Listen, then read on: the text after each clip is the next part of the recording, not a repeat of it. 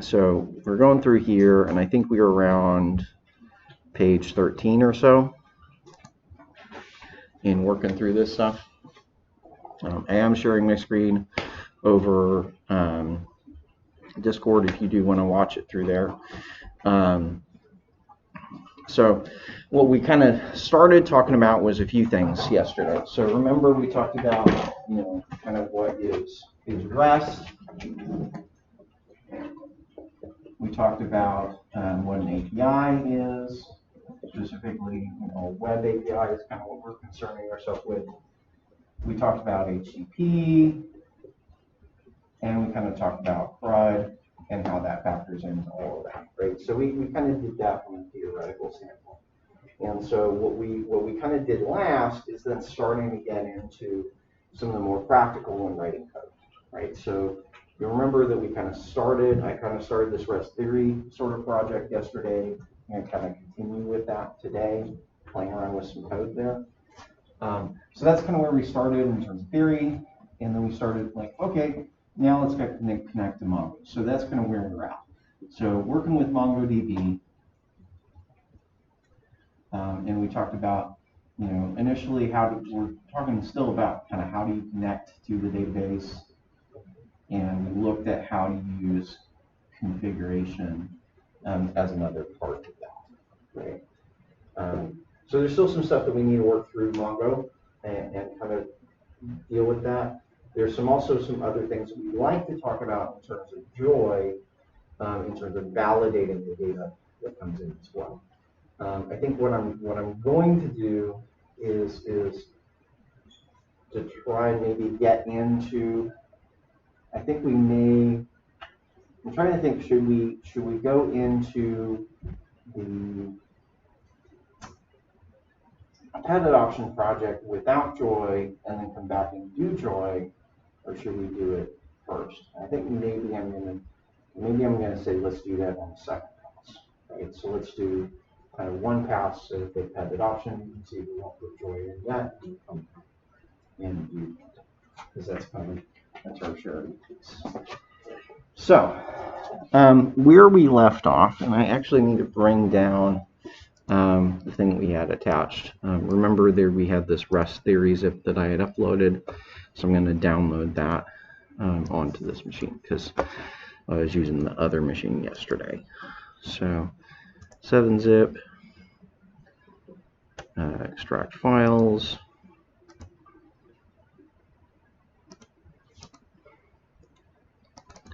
and back in here. Okay, so I'm going to open that with Git, or yes, good.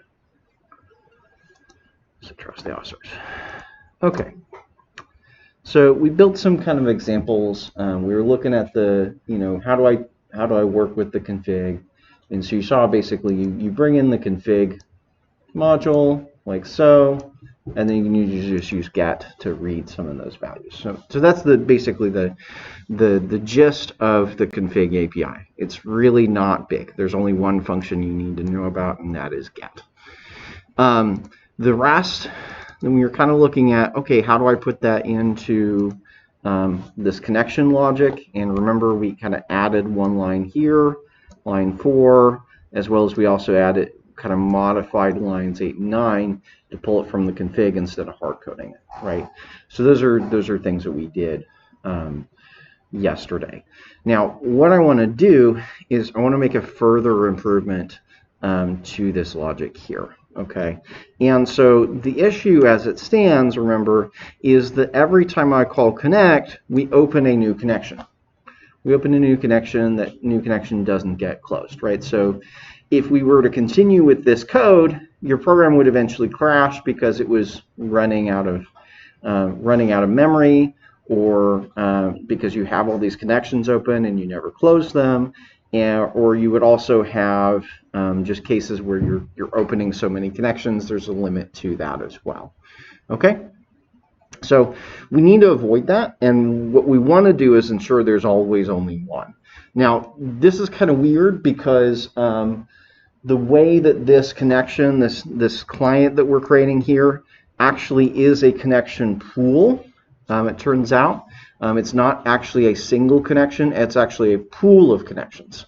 So if I remember right, this defaults to, I think, like up to 100 connections that this one connection can be. It just uses whatever connection is available. So it's just a matter of making sure that is reused. Okay. So there's a pattern that's kind of semi-well-known that we do occasionally follow for some things. I will forewarn you that it is definitely a pattern to be wary of because there are some downsides to it, but it's really the most appropriate pattern here. And it's kind of known as a singleton. The idea with the singleton is you only want to keep one instance of the thing alive, okay? And specifically, the version of this that I'm going to implement is something called a lazy singleton, because I want to say, well, let's only create that instance when we need it, right? So I'm going to wait until we need to first connect to the database, and at that point, I'm going to create it, save it, and reuse it from there. Everybody with me so far? So in terms of that, one of the things I need to do is define actually a global variable here. I'm going to pull this from my code example. Oh, I'm on the wrong page here. I want to be on here. So if you're looking down at page 13, you'll kind of see that there's a modified example, right? So we define a global variable up there, and I have a comment on it. I'll bring that over. So I'm going to define this global variable underscore ID. And basically, the reason I'm using an underscore there is just to discourage people from using it. To flag it as more as something like, hey, this is not actually something you should touch. This is an implementation detail. Treat it as like a private variable, right, that you shouldn't access directly. So it's something, unfortunately, we have to introduce. We want to avoid global variables as much as we can, but it's something we need to introduce to make this work, okay? Or at least make this work in an easy sort of fashion, okay? The next thing I want to do is when I go in here, I'm going to check and see if I'm already connected. So if I'm already connected, we don't need to do any of this stuff. I can just bypass it. So around this logic, I'm going to go and say, well, if underscore db, if not, I think, just check that I wrote it that way, yes. So if not underscore db, I'm going to actually take that and toss it on the other screen for me. So if not, then I can proceed with this code. If we don't have an open connection,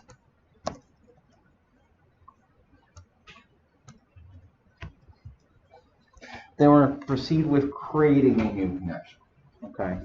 Now, one of the problems still with the existing code, and this is one of the things I need to change, is I'm kind of still pulling this into a local variable, right? So I need to take line 15 and put it into that global variable instead. So when I select the database here, we're going to save that to underscore db instead of db, and then on line 17, we're going to return underscore db instead, right? So what's changed here is lines 11, 15, and 17. Those are the three things I had to do to kind of implement this pattern, right? So every time you call connect, it says, is there already an open connection? If not, we'll go ahead and create one. Otherwise, we'll return the one that's already open. And so this basically means that once you've called it once, after you've called it once, it never gets called. You don't really need to do that logic again. What do you mean when you say in the comment do not use it directly? Right. So what I mean is you never want to use underscore db directly. You never call that. Because it would defeat this method right here. Oh, I see. So anytime you need the database connection, you always call connect. Okay. You never use that underscore db variable directly. The only function that's allowed to use underscore db is this function itself. This function is allowed to use the underscore db variable. No other function in your code is allowed to access that. Does that make sense? That's important because usually we're going to put a bunch of other code into this module as well. Okay? Are you tracking with me there? So when I need a connection, I'm going to call connect instead of calling _db.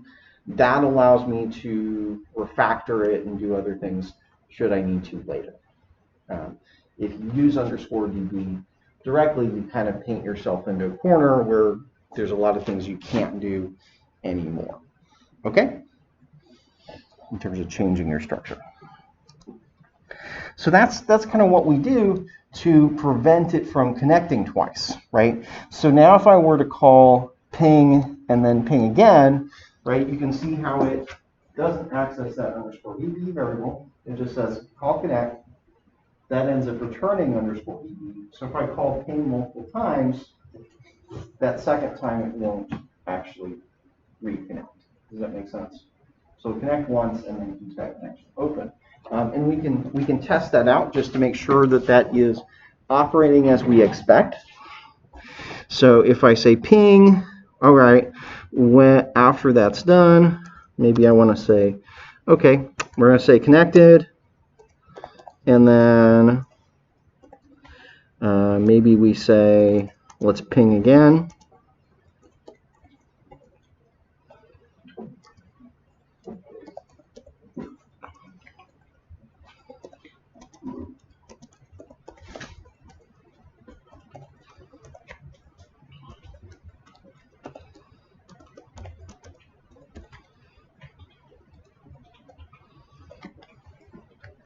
So if we have that all working, you know, in theory, this creates that connection, we reuse it here, etc., and that should all work. So I'm test that real quick.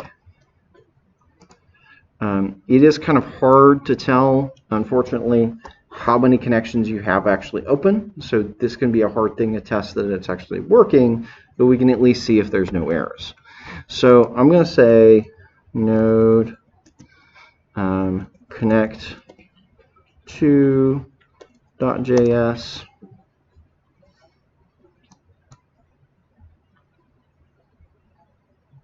Oh, and I need to do an npm install because it can't find .env.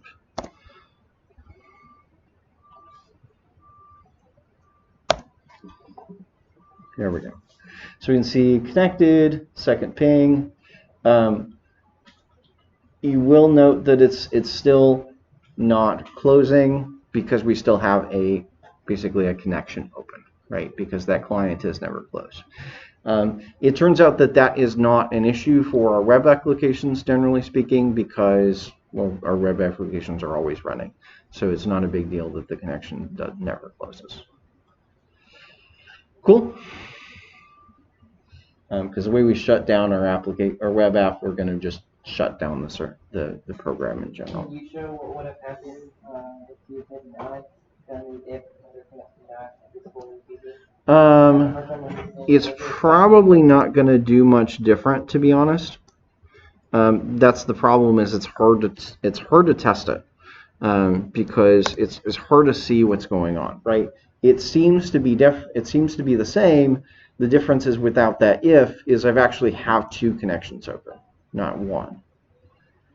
So that's kind of, I don't know that there's a way to easily see how many connections you have open other than maybe looking at the memory. But that's kind of the gist of it.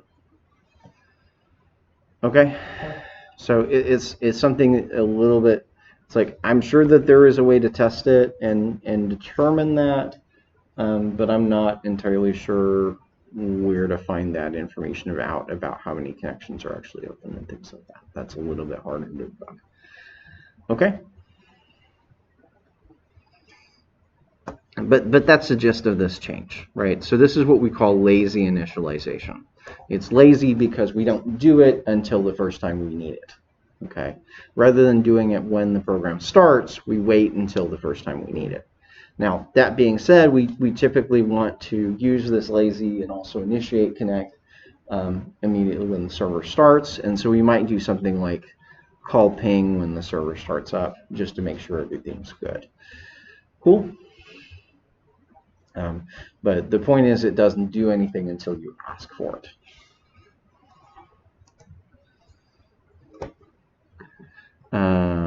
Let's see.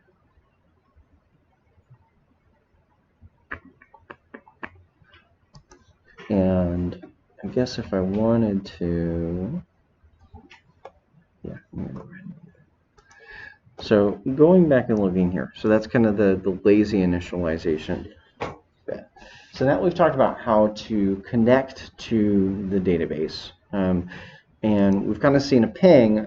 We can start to see, okay, so now what can I do in terms of maybe working with the database itself, right? How can I work with the database and maybe extract data out of that? And so remember when we were working with the shell, the first method that we really started working with was that find method, okay? So that's what we want to do here. So I'm going to pull in this code example that I got here, and we can kind of test it and play around with it, and I'll talk about the individual pieces. So after ping, I'm going to add in this method here, and it says go find a pet by species. So the idea is that I can pass in a species, it will connect to the database, and then go kind of extract those pets with that species from the database. Okay. Now, I have a bit of a problem because I don't have any data in my database right now, right? So in order for this actually to work, I would need some data. We can test it, right? Because remember, we can always query data that isn't there. So for instance, if I go into here, right, and let's say I simplify this a little bit. So I'm going to say, let's do find pets by species. Then that's going to return the pets.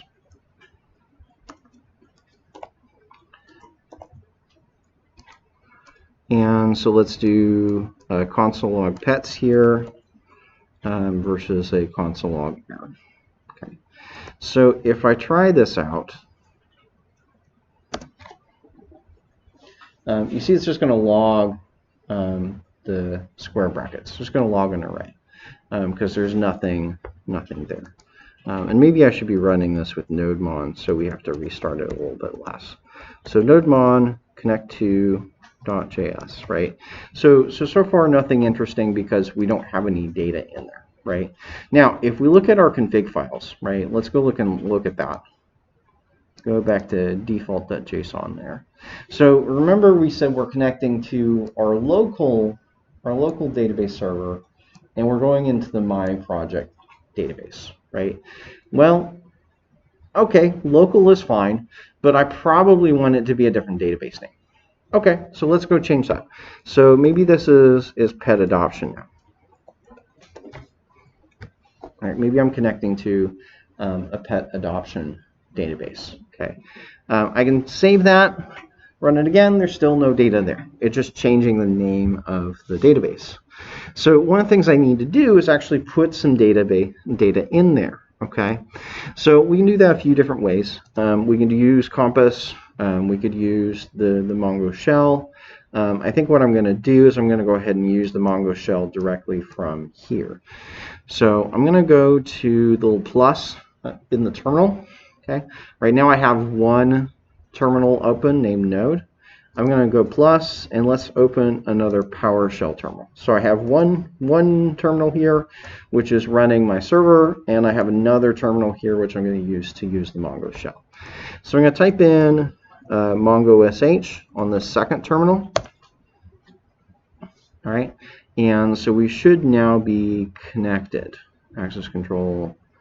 Okay, I'm not sure exactly what happened there, but I'm in, right? So we'll see on the bottom left, what database am I connected to? The test database, right? So I actually want to be where? What database do I want to be connected to? Huh? Pet adoption, right? So yeah, so I need to type in use pet adoption to make sure I'm on the right database to begin with. Okay, so now that we're over there, remember we can also do show DBs to list all the databases that are there. pet adoption doesn't show up yet because it doesn't yet exist. Remember, the database doesn't get created until I insert some data into it. I can also look at show collections, and we're going to see that there is show collections, and we're going to see that there's no data there yet. So I want to make a pets collection. That's my goal. So pretty much I just go, hey, let's do db.pets, right? So db. The name of the collection. And let's say insert 1, and maybe let's insert 1 pet. Now, I kind of know that I want to be able to, oh, well, I haven't specified what species. Well, that's an important thing. I'll need to come back and do that. So let's say I want a new pet here. Name is Fido. He's a dog. Species, dog. What else did I have in here? Age, 5, gender, right. So I can kind of type in some data using the shell, add that in there, insert ran successfully. I can check that it's there. So db.pets.find, and we can see that there is a pet there. Cool. Okay, so one of the things I want to do, I want to now test this code out, right? So let me switch back to this console, right? So this is the console where we're running our server. So I can kind of flip back and forth between the shell and node. I forgot to do one thing. When I call find pet by species, I didn't specify what species I'm looking for, right? So it's accepting a parameter. And so I do need to specify here on line 38 that I want all the dogs. And so, well, that's interesting.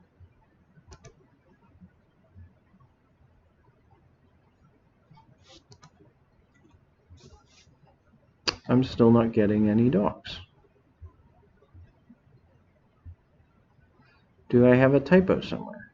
So find pet by species, dog, and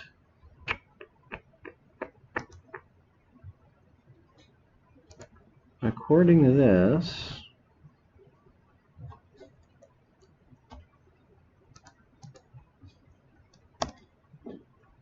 I do have pets there. Let's just try to kill the server just in case. So pet adoption is still coming up as blank. So find species. Species, we're in the pets collection. Species is the species that I entered. What did I mistype? What did I mistype?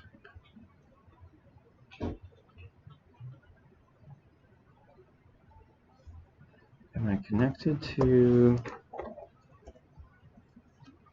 Let me just check that I don't have any environment. Actually, let me do this. So I'm going to go back to here and node config test.js, and oh, well, that's interesting. So when I ran this, it spit out my database name as test, but that's definitely not what I have here. So why is the database name? Oh, that's why. So in my .env file, which I thought I'd lost it, but I guess I uploaded it, in the .env file, I'd overridden the database name. So that's why. So we're connecting to the test database instead of connecting to the database where we wanted to be. Okay. So I can go back to nodemon connect to. There we go. So now we got some data. So my problem was that I was overriding an environment variable, and I'd forgotten that I'd done that yesterday. Okay. back to here. Okay, so you can kind of see this is what I'm trying to get to, right? So I want to pull out all the pets based on their species, right? And so let's look at what this method is doing. Kind of walk through the code, right? So find pet by species. You'll see that I've marked this as an async function. Remember, that allows me to then use the await keyword within the function. If you don't mark it async, I can't use the await keyword. It also means that this function has to return a promise, right? So whatever I return is going to be bundled up as a promise. So this returns, I say this returns an array of pets, but it actually returns a promise for an array of pets because it's asynchronous. Okay, so here we're saying, okay, let's await the connect, all right? So we try to connect. That can take time because remember up here, this is also an async function with the await keyword inside there, right? Now, if we're already connected, it's going to be immediate, but because it's an async function either way, you're getting a promise back, right? So because that function returns promise, we always have to await that connect function. Okay, good so far? So now let's look at what's going on. So when we look at this line, we say at the end I want to get an array of pets, but let's look in the code. So first things first, when you're working with the node driver, is you have to say which collection am I working with. So here I say db.collection pets. Now notice that that syntax is immediately different from the shell, right? So remember in the shell that when I wanted to find the pets, I did db.pets.find, right? The second thing is the name of the collection. Here I have to call the collection method to specify which collection I want. So there's a slight difference. There's some differences between the syntax in the shell and the syntax in JavaScript, and that is one of those differences, okay? So when you're looking at code examples online or things that are in the documentation, etc., do keep that in mind. That's a good way to signal and know which one it is. If it says collection like this, then you know it's probably a JavaScript example. If it just says db.pets, right, no collection function, you know that it is a shell example. Okay? So that can help you look at the examples and know what's going on. Okay, next thing up, I'm going to call find on the collection. And so the good news, though, about find is this is basically the same for the most part. I'm going to say, hey, what are the conditions I want about what I want to find? So specifically, I'm saying I want to find pets with this particular species. So species is equal to some value, right? So this is, in this case, is a value I've passed into the function, right? So I can say, give me all the dogs, give me all the cats, give me all the monkeys, whatever you want me to do. I can get all of those different kinds of pets, okay? So I can pass data through. Now, in terms of the shell, that's where it ended. You just said, hey, db collection, pick the collection, and then find the data, okay? Now, when you're dealing with this in Node, that only gives you back what's called a cursor, not the actual data. Okay, so calling find just gives you back a cursor. Okay, so a cursor is kind of the query in progress. You're starting to build up the query, but the query hasn't actually run yet. And part of that is because you can modify the query a few different ways before it runs. You can change it before you actually run it. You also can pull back the data in a few different ways, depending on what your kind of programming style is, what your coding style, what you're using it with, whether you want to pull back all the data at once or kind of stream it one row at a time. So there's a bunch of different ways to go from there.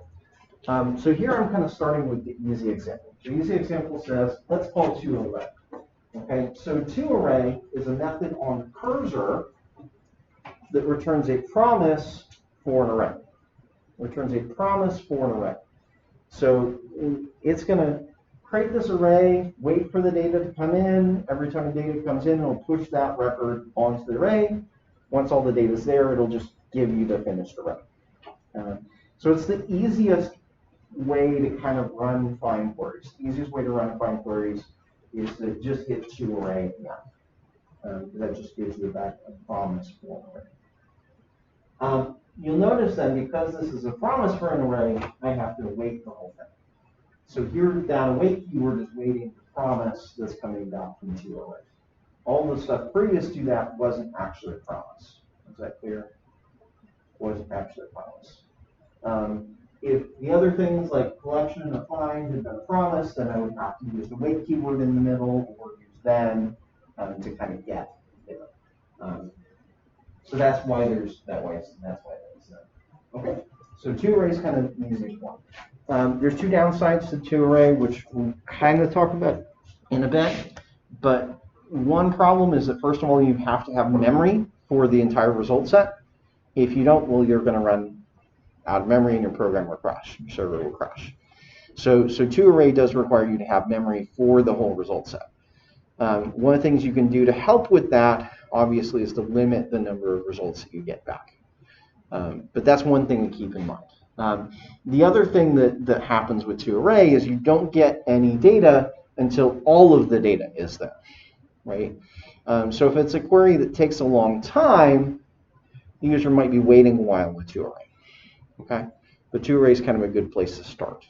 It just has some performance problems as we go later, as we get more data. Does that make sense? It's the easiest version. So we'll talk about what some of those other versions are and some of those other options are, but that's the simplest version. So when we want to get data, basically the pattern is we need to connect to the database, pick a collection, find it, and call 2 array. And so you see there are 2 uses of the await keyword there. Okay. So does that kind of make sense what's going on there, right? In terms of how we pull the data back. You should see, there's a lot that's close to the shell syntax, but not exactly, right? Because there's some kind of nuances with the way that Node works with the await keyword, dealing with asynchronous code, and the like. Okay, so that's great. And there's some more explanation here as far as how that works. I think we went through all of those pieces. If we want to get all of the records, let's say we want to find all the pets, that's really easy. You just pass a pair of empty curly braces to say, hey, there's no filter conditions, I want everything. So if you pass an empty, just a pair of curly braces there, you're saying, I want to find all of the data. All the records in that collection, we're good. If I want to only find specifically just one record, which oftentimes happens, like I say, hey, I want to find the pet with this ID, there's a shorthand method called find one. So find you generally use if you know that you're going to have potentially multiple things coming back, or you need to use that cursor API. If I know that I'm only going to get one record back, one document, I can use find one instead. Okay. So find, remember, returns a cursor. Find one returns a promise for the document, a promise for a document. So it doesn't give you back an array, it just gives you that single document, and that's where I have to await that promise. Okay. So here I'm saying, hey, let's find one. Let's pick the collection pets. Find one underscore ID is equal to this pet ID that we passed in. Right? Let's give that a try, actually. Let me bring both of those 2 methods in. So I'm going to bring in the find all method into VS Code. Boop, boop. And I'm going to bring in the other method here to find the pet by ID. So now we kind of have 3 different methods. So I can get all the pets by species, all the pets, all the pets with a certain species, all the pets entirely, or just a single pet given its ID, right? So I want to try out this find pet ID function, right? So I'm going to change down here line 57 now, find pet ID, and well, I need to know what the ID of my pet is. Okay, well, let's look at what the output was previously. Okay, so I know here I've got this object ID, right? So if I bring that in, Boop. Okay.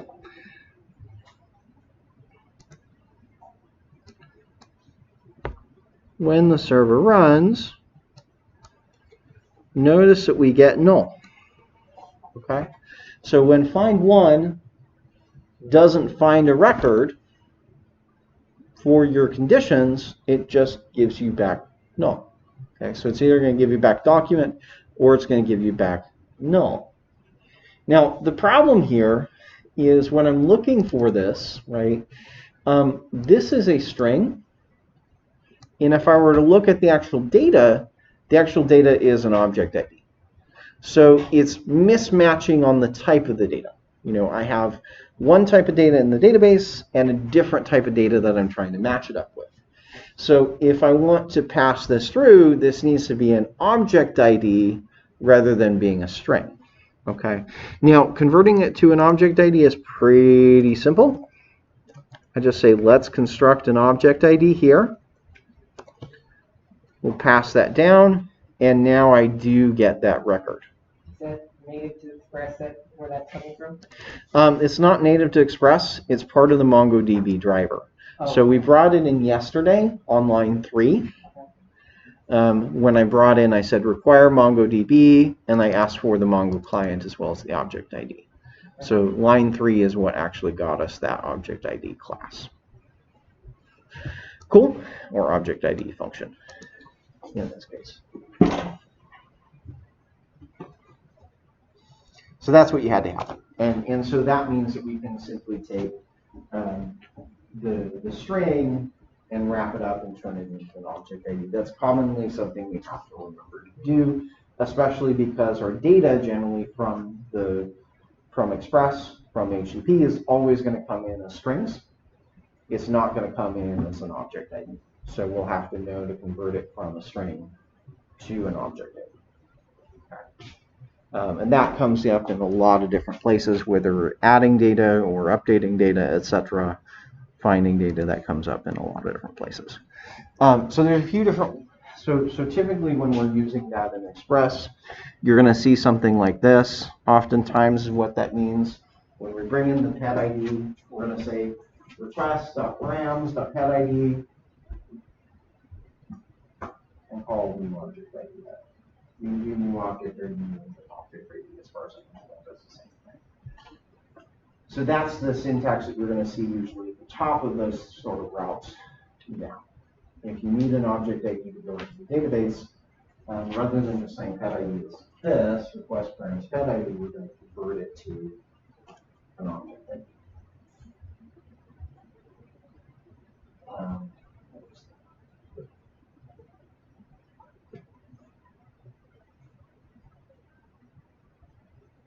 Oh, I think my examples got flipped up.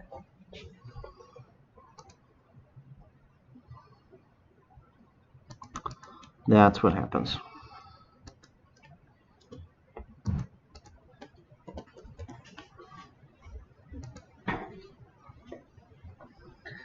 I'm like, those are the same example. Something's not right. So it's also possible, so if you pass in a string object ID, it will convert it to an object ID. And also, if you give an object ID to this object ID instructor, it will just basically give you a copy of that object ID. So it even works if you're passing in something that's already an object ID.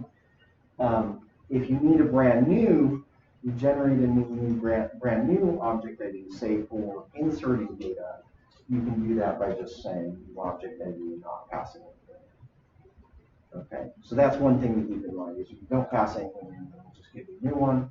That also means double check that the user is actually giving you something, because otherwise you'll be accidentally generating a new one. Makes sense? If they give you, say, don't pass the pet ID, you're going to be generating a new random ID. So that's one thing we can do to generate a new one. I often find, as I'm working with this, I end up usually finding I need to make a database module, which we'll kind of see when we do with the pet function. And oftentimes, just so that I don't have to include MongoID, MongoDB in every single package, I usually add this function to my database module.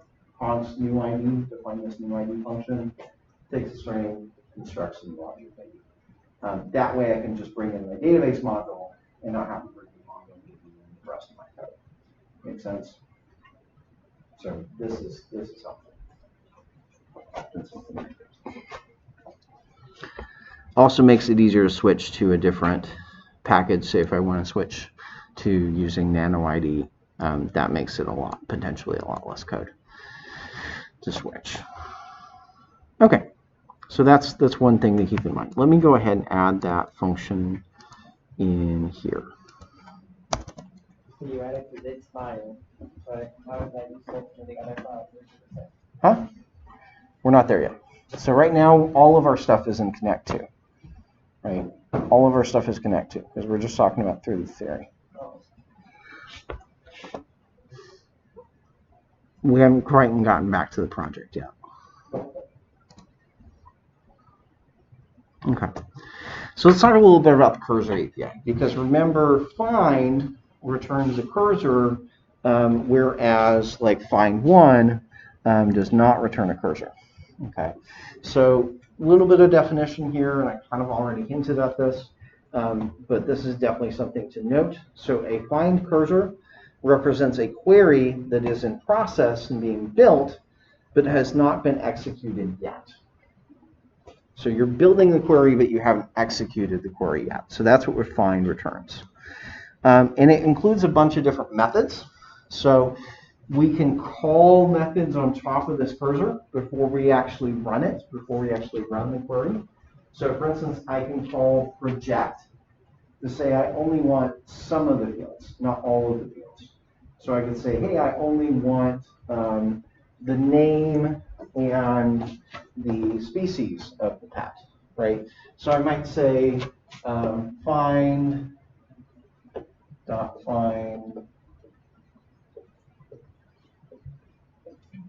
and then project. I could say, hey, let's only pull the name and the species. It would look like this. Name 1, species 1, and so that will exclude the other fields. One thing to remember, that always includes the ID. The underscore ID column is included by default. If you want to exclude that, you can say just underscore ID :0, and that will remove it. But typically speaking, just being habit that you do want that there. You typically do want the object ID. Okay? So I can use that to filter down the results. And you kind of can think of that as a select word, right? So like select name and species from pets, right? So I can filter down the data that's there. Also, we talked about sort, so I can also chain a sort method to there. And so that kind of follows a similar syntax. I can say, hey, let's sort it by species in ascending order, and then the name in ascending order. So I can change the ordering of the results by using that sort method. Cool. So you can quickly kind of make some modifications to that data before it actually runs. So find can do a little bit more than just a match. Okay, that's one of the things to see. If you did, for whatever reason, want to do this in ascending order or descending order, you just make those negatives. So a -1 is descending order, and a 1 is in ascending order. Cool. But it's from the order from left to right. Okay. Next up, we can say, well, let's limit it. So I might say, hey, well, we've got a bunch of pets in this database right now that we need somebody to adopt. Maybe I don't want all the results, so I'm going to limit it to 5 results. I can do that too. Okay. And then we can also say, hey, maybe for paging purposes, maybe I want to page through these 5 results at a time, right? So I also use skip to say how many of those I skip. Now, one thing with skip is you actually do want to include it before limit. So I'm going to say skip. I could say, hey, let's skip the first 10 results, and then let's limit it to 5. Right? So skip the first 10, and then take 5. So that would be like the third page of results. Does that make sense? If I wanted the first page of results, I'd say skip 0, limit 5. Cool? Okay. So next up in there, there's also a correlation method that you can set. And so if I have things like case-insensitive queries that I need to set, I can change that correlation so that we're using case-insensitive comparisons. Cool? So those are methods that there's actually a bunch more methods you can use on top of this cursor, but those are the main ones to kind of start you with to understand what exists there. Cool. All of this stuff actually can be done with an aggregate pipeline, which we'll talk about in a second. But these are things you can do kind of without needing to go all the way over to an aggregate pipeline. Cool. They actually function the same way as the aggregate pipelines do. So that's what a query might actually look like. You know, I might say, take the pets, find them, project them to just pick the columns I want, sort them, and then page them. So this is oftentimes actually what your search page code might look like, is something more like this. So we're kind of on the same track there. Now remember, the last thing I need to do in here is say to array.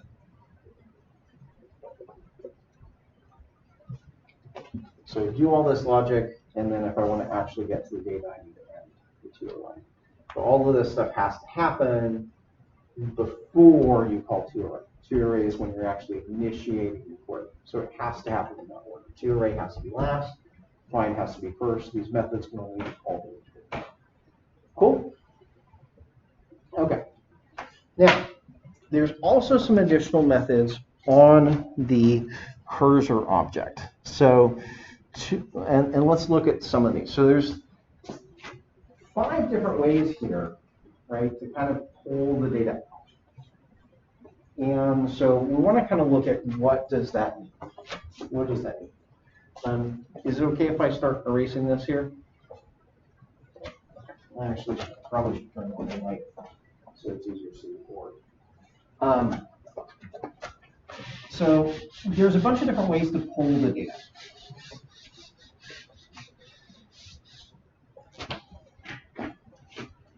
So let's say I have a cursor, const cursor, that I got out of a find, and I may have added some other things to it, right? What I haven't done is I haven't called to array on this cursor standpoint, right? I can say find, I can say project, I can say sort, limits, correlation, etc. But I haven't saying to array yet. Okay? So the easiest way to pull the data back is I could say, hey, let's just pull it back as an array. And so I say the array is cursor dot to array. And honestly, that will be sufficient for the lab that I'm giving you this week. Okay? That will be sufficient for this week. Okay. So the other methods that we're talking about, the other ways to do this, is stuff that we'll need as we get maybe later on and we start wanting to stream the data. So I'm kind of telling you about it right now. You'll want to take a note of it. It's something we'll come back to later. Okay? So that's the simple version of it. Take the cursor, call to array. Oh, and I'm missing something important because I didn't await it. I need to await all of that. So await cursor dot to array. So that's one version. That's one way to get the data. And remember, there's 2 downsides to that.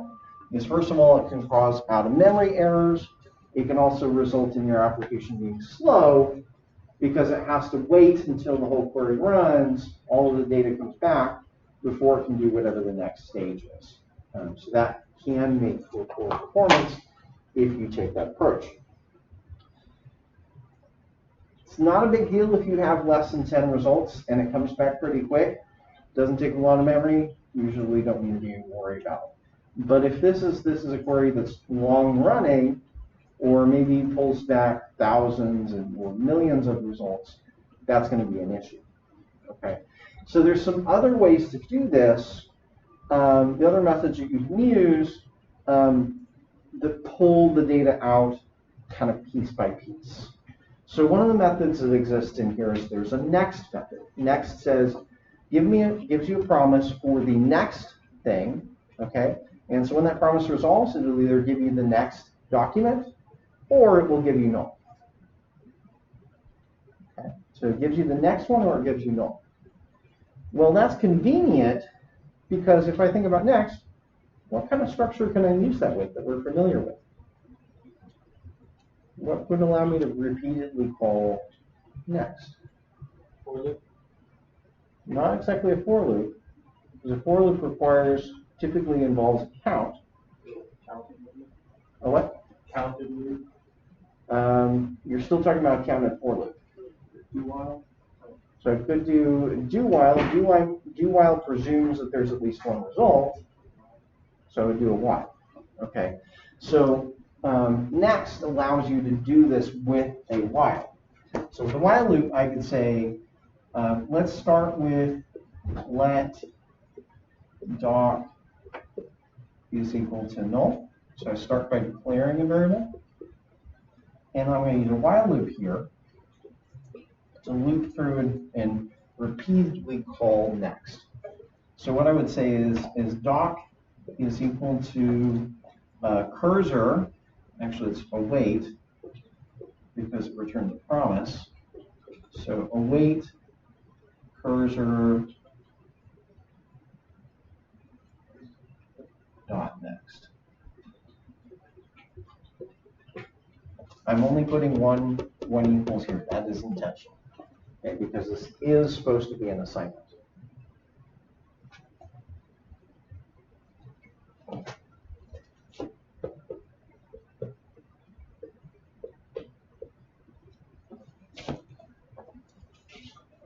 So I'm looping as long as it returns a document. This is kind of weird. It's probably not something you've seen in some of the previous semesters, but it's actually a really common pattern in a lot of different languages. So what I'm doing here is I'm doing an assignment, right? That's why the single equal is there. I'm saying await, wait for the next element, save it to doc, and then this non-equals is basically comparing with doc. Like doc does not equal null. The parentheses here are important for making sure it happens in the right order. Cool. So this is something you really commonly see with this sort of pattern. As I say, give me the next thing, check if it's null, give me the next thing, check if it's null, give me the next thing, check if it's null. And in fact, I think the first place that I saw this was in Java itself. Okay, so we loop through there, and then for each document that we have, I can do some processing, right? So I might say, hey, we've got the document, we want to do something. So maybe I just start with, easy example, let's log in. So this would allow me to loop through all of the documents and process them one by one, right? And so this does two things. It means at any given time, we only have one document in memory. We don't ever have to have all of the documents in memory. I just have one. And it also means, so I'm using less memory. It also means I can start processing the results as they come in, because I can jump back and forth, wait for a result, do something, wait for a result, do something, wait for a result, do something, rather than waiting for all of the results to come back. Cool. So this can result in a lot faster kind of processing. So oftentimes what I might do here is I might write part of the response at each step. So oftentimes what happens in here is I might do like some sort of res dot write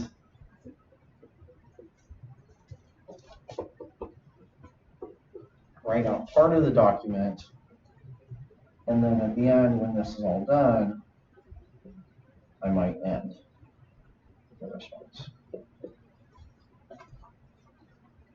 Write allows us to write part of it, but not say we're done with it yet. And then end says we're done. What the client do is send. We're done with this response. Cool. So that's kind of the pattern with working with next. Okay, you can do that. And that's still, as you can see, using the await syntax and using promises. So it's pretty easy to pick up on that one. And I will say that usually these two syntaxes are generally going to be the easiest ones to work with, easiest of the two options. All right, so I'm going to erase this so I have some room for the next option. There's another way that we can do this. Okay, so the cursor, and I think I erased the cursor. Const cursor, and it doesn't matter how I got the cursor. I can also use what's called the for each method. So that works like this: cursor dot for each. And I will say that this method makes less sense today than it used to, and part of that is that it doesn't work so well with promises and async await. It works better with callbacks. So if you're doing callbacks, this is a little bit more convenient. If you're doing something else, I would recommend one of the other syntaxes. But in the callbacks syntax, this tends to be reasonable. So I'm going to say dot arrow function. So this is going to get called for each element. I get the document, and I can do processing with it. So like, again, you do console.log the doc.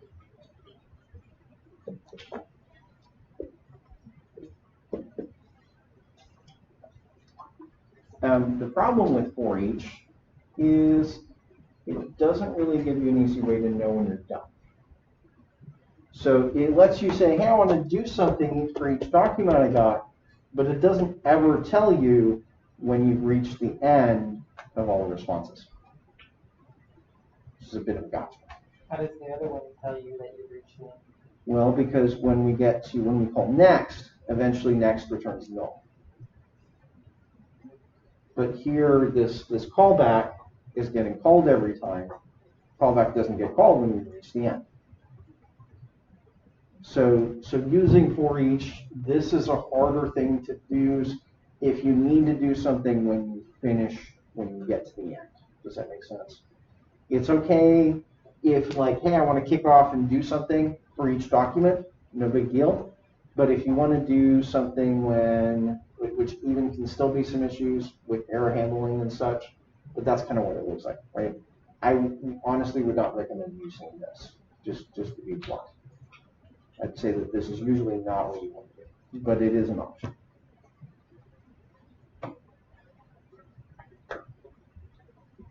Okay. So that's the for each method. So you can use toArray to get everything. You can do next to process it one by one. This does process it one by one. That has some problems because you have a nested function here. The callback function, which creates some problems for error handling, makes error handling a little bit harder, and such. Next up, there is a method called string. So cursor dot string. So this creates what's called a readable string. Strings are really interesting. They're a part of Node, and they've been a part of Node for a big while. And they're one way to kind of asynchronously process data. So you can use this with, in this case, we're talking about a database query. You can use this with reading files or working with the network in a lot of different ways. Now, streams work based on events. Okay? So there's different events that occur, and you respond to those events. So there's 3 events on the stream that we care about. And the way we hook up an event handler is you use on. So we can say on data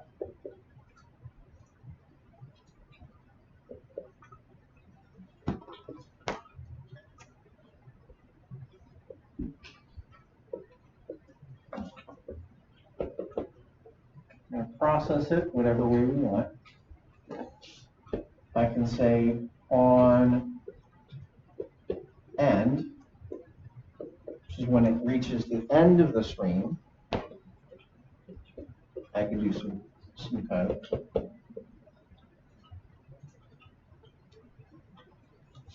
Or I can say, well, what do you want to do if something goes wrong? So that would be on error. That gives you the error, and then you can determine what to do.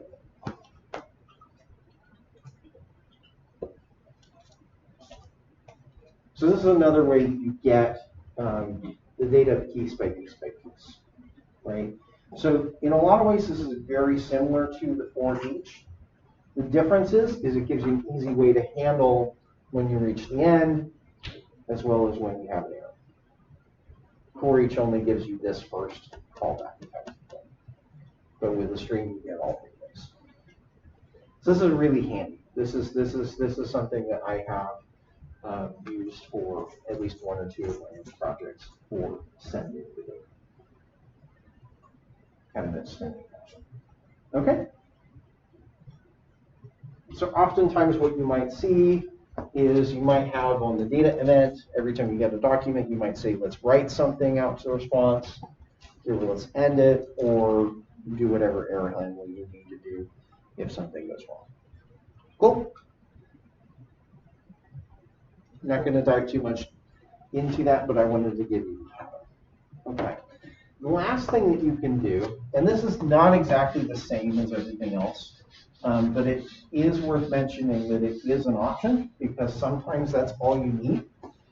If all I want to know is how many things would this respond with, which can be helpful for building things like a pager to say how many pages does this have. You can just get the count of the results by doing this. Await cursor dot count. That gives you a promise for the count. So this again will not give you, this won't give you all the documents. It would just give you how many documents are there. Cool. Sometimes that's all you need. Sometimes all you need to know is how many results there are. You don't actually need the results themselves. And so that's an easy pattern to use. The other ones we talked about will give you the documents themselves. This one just gives you. Question? So what's the benefit of having the database return the counts versus having the database return the elements that we can count? There's a lot less data you're sending. And it can potentially make reporting faster because there's a lot of work it can cut out. Does that make sense? And say, hey, I don't need to do all this stuff because all you need is a count. Cool. Just basically figuring out the counts a lot easier than doing other things. So for instance, if all you want the count is, it can bypass things like sort. It doesn't matter how they're sorted. If all you want is the count, it doesn't matter. The project doesn't matter because all you want is the count. You don't care about individual fields. So it can skip some of those things. Okay. As I said, that often comes up if you're working with, say, a pager control on your UI. Okay. So let's look at what this might look like if I'm taking advantage of this stream. Okay. So for instance, let's say I want to build an endpoint which just streams back all the names of the pets, right? I just want the names of the pets. I don't want any other data about them. I could use this stuff together to make that happen. So we're going to define a route here, API pet list names. So it's just going to give me a backup list of names. I'm going to connect. So I've got my database module brought in there, which we'll talk about in a little bit. I'm going to bring that in. We're going to connect to it. So I've got a database connection. I'm now going to build up this cursor. So cursor is equal to database.collection.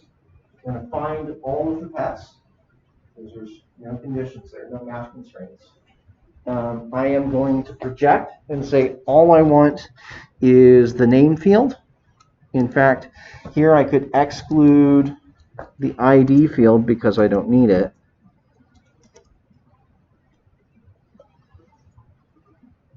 Although I think the only reason I didn't do that is because I didn't have enough space for it.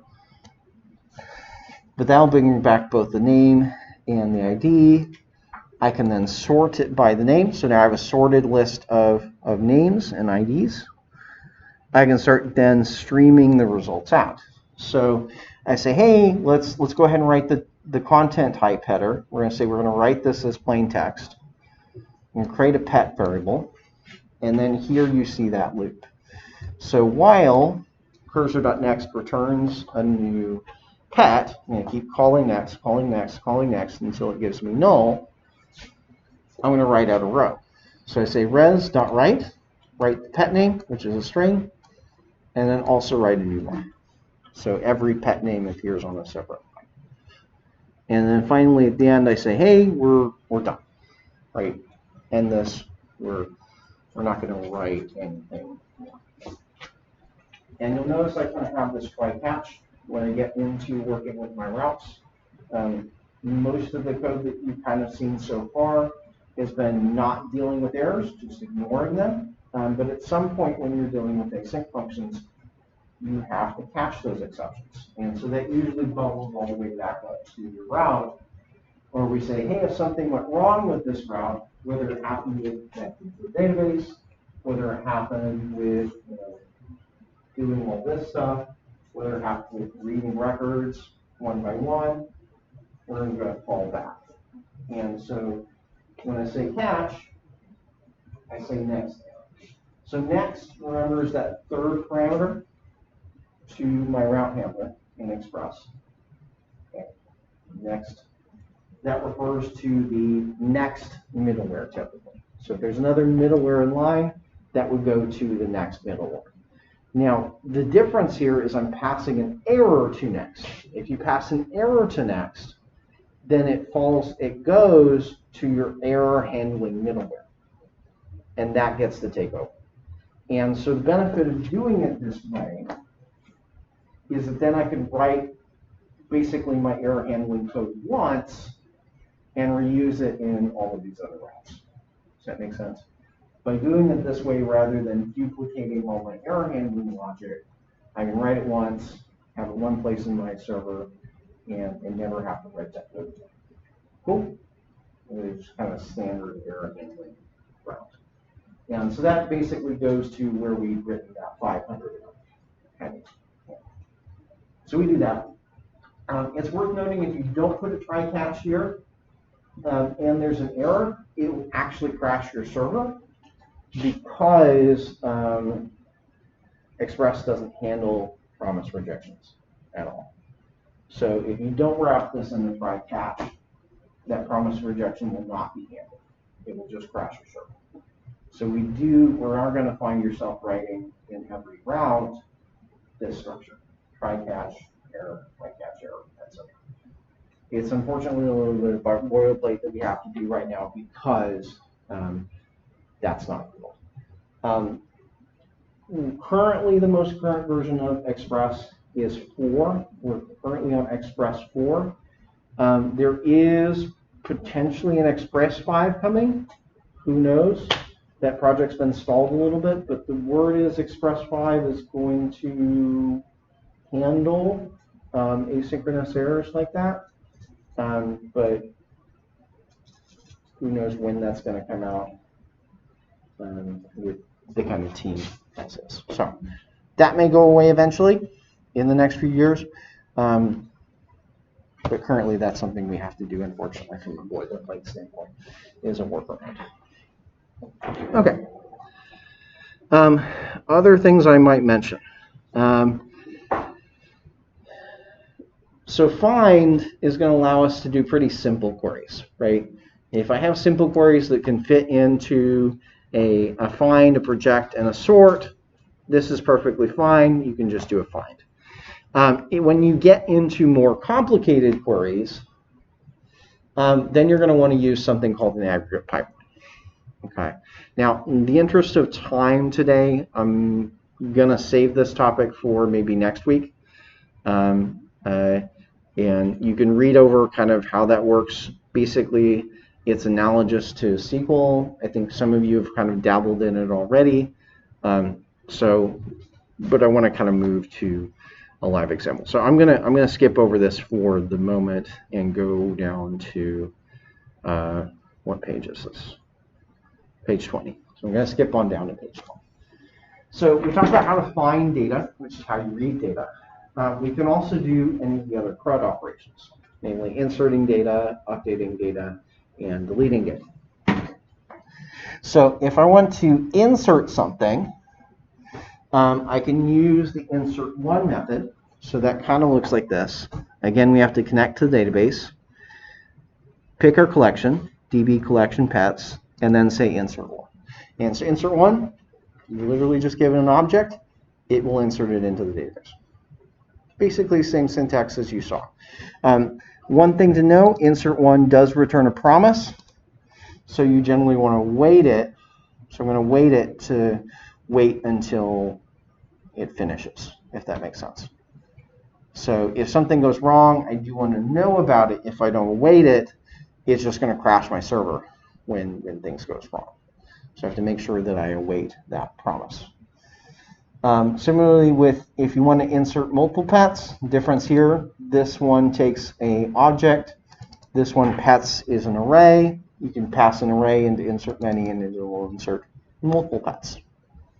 So you can either use insert one to insert one thing, or you can use insert many to insert multiple things. Okay. In both cases, they return promise.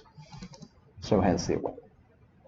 In terms of updating, similar sort of syntax. So there's an update one, and you can say, hey, I only want to update one record. So you say, well, which record do you want to update? So here I'm saying, let's update the record with a particular ID, and let's set the name to be this new name. This is actually the same syntax that we've seen before. The only difference here is needing to remember to use that word await and dealing with the database connection. Cool. Next up, also we can do other things like this. So let's say we want to update multiple pets at once. Here I'm going to say, well, let's take all of the pets and add 1 to their age. So I'm going to select all of the pets, use the increment operator, and so I'm going to increment their age by 1. Cool. So we can do both of those things. We can insert multiple record, we update one record or multiple records using that. Delete's kind of the same thing. I can delete one. I just need to tell it how to find it. Another match document. So we're saying here the underscore ID equals the pet ID. Or here I want to say, hey, let's delete all the pets with a certain species. So I say species equals this species. Cool. So if I wanted to delete all the dogs, I could delete all the dogs. Questions? Does that kind of make sense? Should look very similar. Should look very familiar to what we did with Mongo and the shell. Okay. So that's enough to let's kind of get back into the pet adoption project and talk about how do we do this conversion. Okay, how are we going to do the conversion from where we are at right now to pet adoption using a database?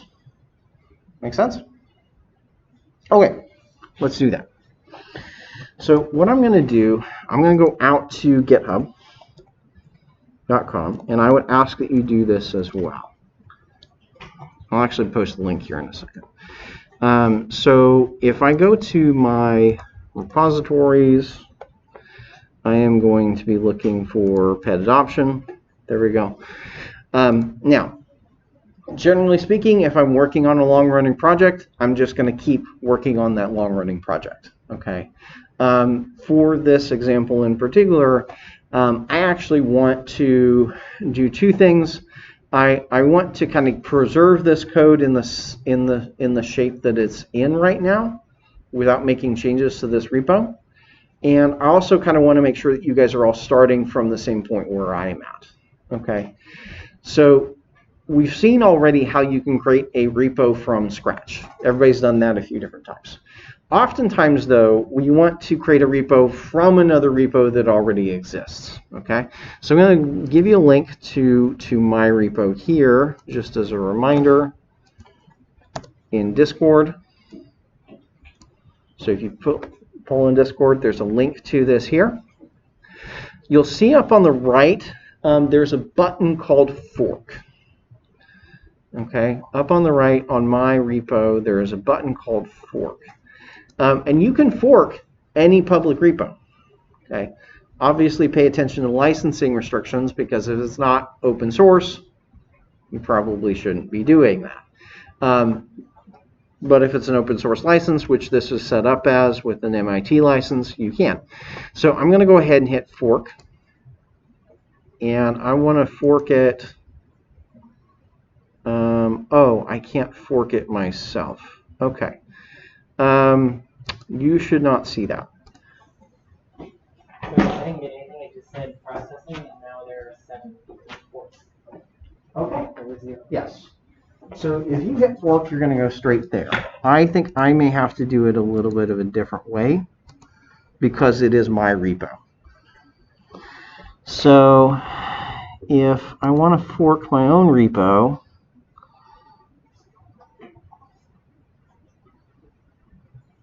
then what I need to do is go to settings, go to options, and where can I make this a template? There it is, template repository. So now it's a template, I should be able to do that from here. Pet adoption, and I'm going to call this pet adoption -v2 public create repository.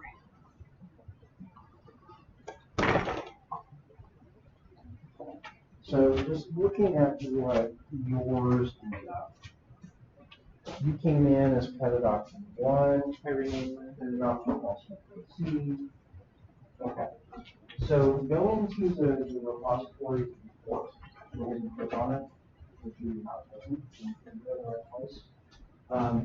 What I want you to do is when you forked it, it just kind of gave it a name, and for most of you, probably gave it pet adoption -1 because you previously have a pet adoption repository already. You'll also notice in here you should have a link up in the top left, right under the name of the repository. It should say generated from or forked from the repository that you forked it from. Does everybody see that? It says forked from, so you can see where the original code was. And that's helpful for tracking where things started. So there's a lot of cases where it's like, hey, there's a publicly available repository for a tool you're using. Maybe you need to submit a code change or a bug fix to them. Oftentimes I'll fork that repo, make my own version of it, and submit the changes back. So I'm going to go to settings. And where you want to go to rename it, I want you to go to settings and rename your repository that you just forked to pet adoption -version 2. So please rename it to pet adoption version 2.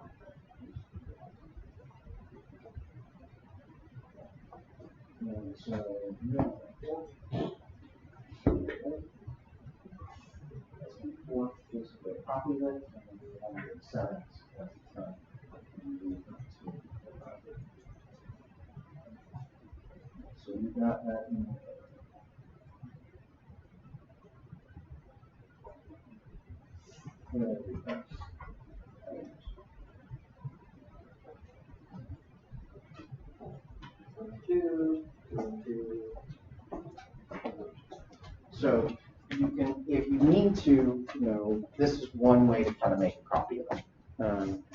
We have other ways to make copies. For instance, we can use branching to make version kind of copies within the same repo, different branches there.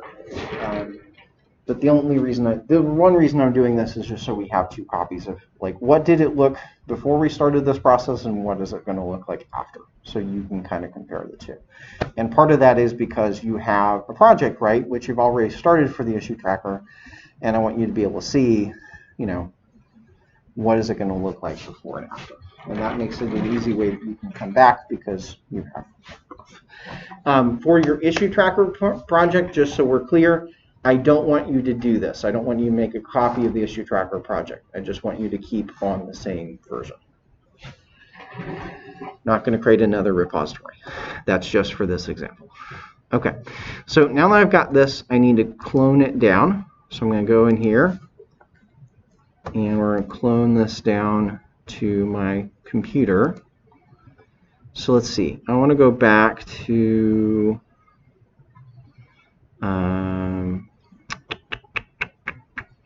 projects. And where did I put the other one? Oh, there it is. There's pet adoption. Okay, so I'm going to clone it down to my projects.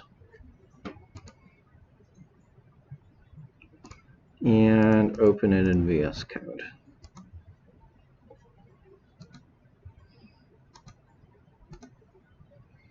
Okay.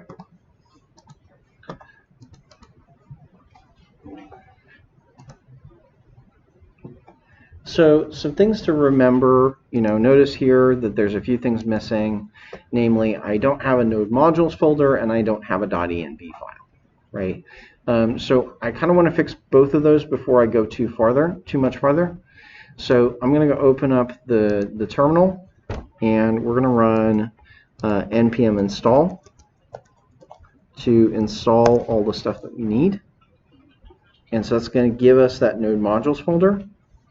And I'm also going to create a .env file with a few settings. So .env, in here we want the debug is app:* and port is 5000. And eventually you may want to play around and put some stuff with the database in there too. But that's the starting point, right? So I'm going to just set debug and port.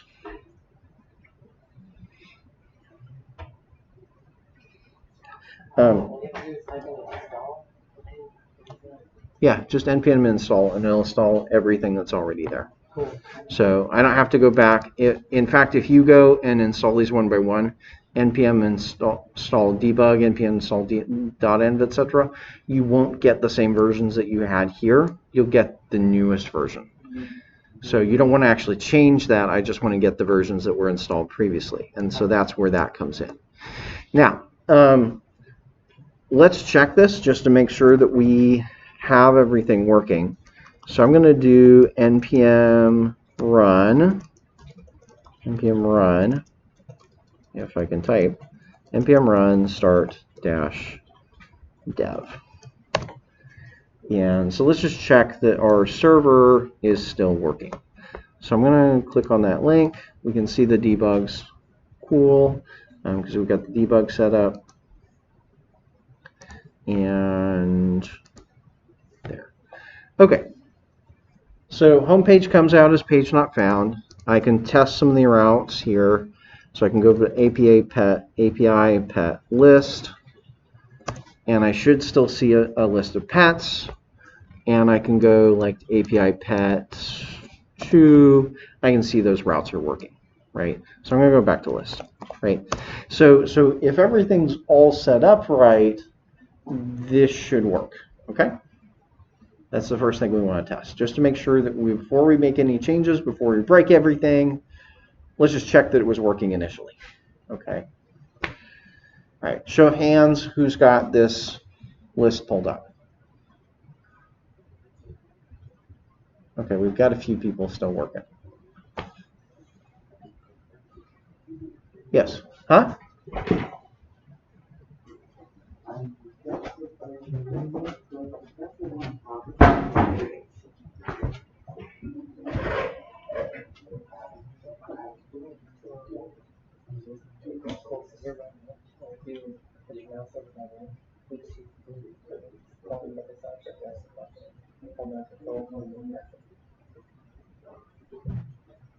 Now you're on the home page, now it's on the URL, and it's forward slash, and then,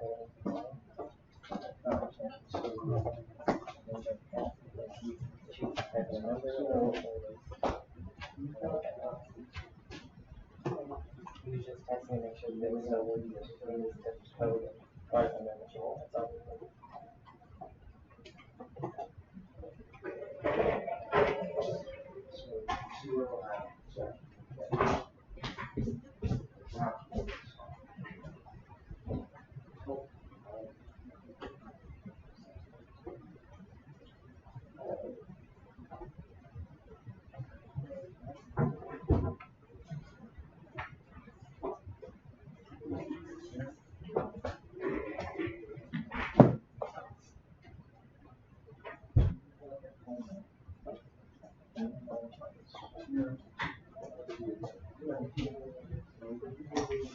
Do a control S on that file, and save it, right? See the stop. Go back to server.js, and you just save it. That's your stop. There it is.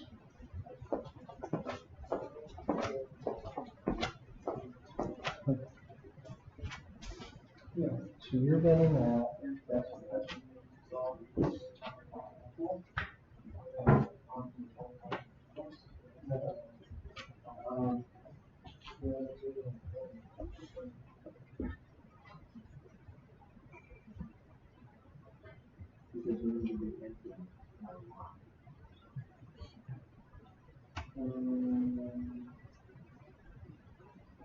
where have you found it?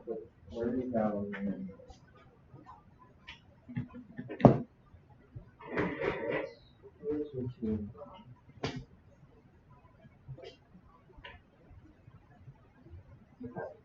So the reason that this is incorrect is because you set it up incorrectly.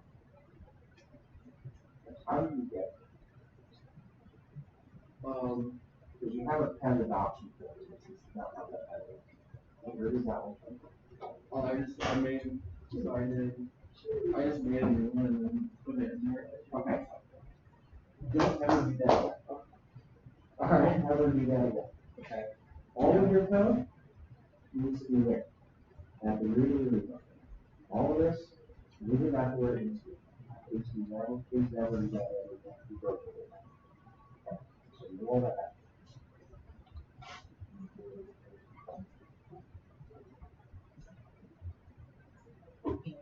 Tell me what you did, so I know, if I don't know what you did. You created a edit option, a folder inside of the repo, and then moved everything into that folder. So you have the repo, a folder, and code. That's my friend. Everything else in the folder. So you just do this, all X, and go back to where you want it to be.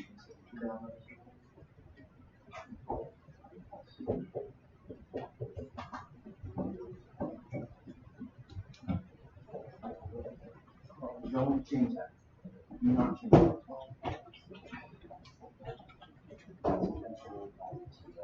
Another place, okay? That's part of what you do. That's part of what you do. I don't know, there's something like the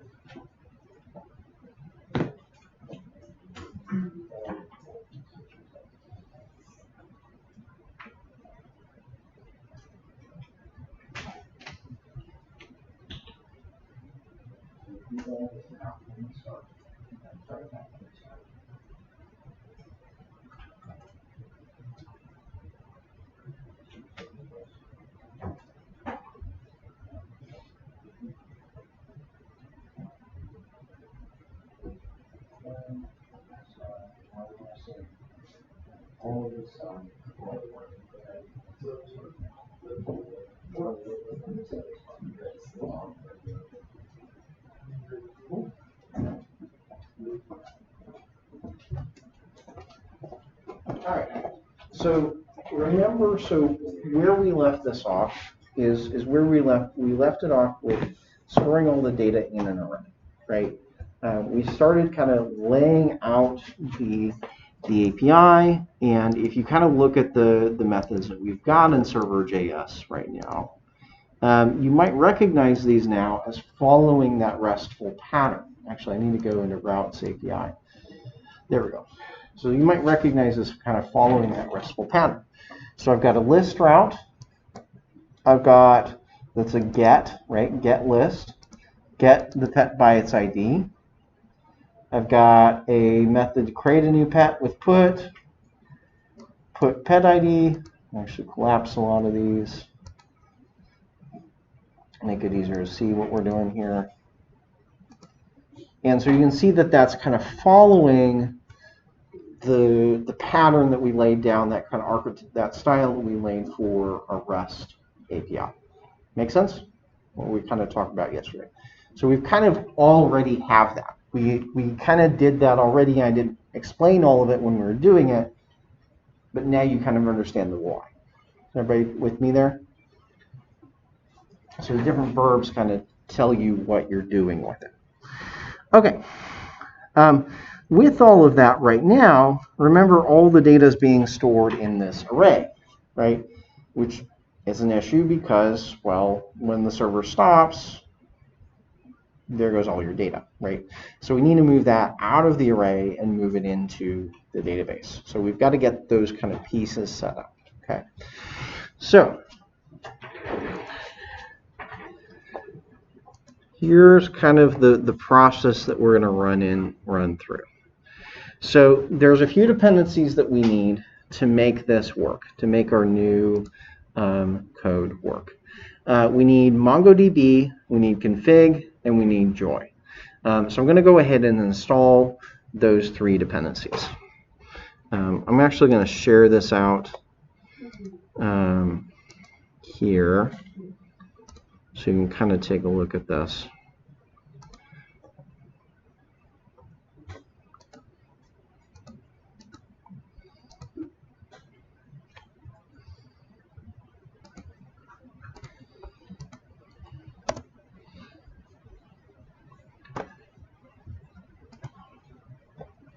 So, because the process for setting up Lab 401 is going to be very similar to what we're doing with the pattern adoption process. I haven't kind of finished all the details for this lab, but we have enough there to kind of use some of the instructions. So, looking at page 1, I need to install MongoDB, I need to install config, I need to install joy. So, view, go back to my terminal. So, view terminal because I dismissed it. Remember, when you install packages, you want to kill the server.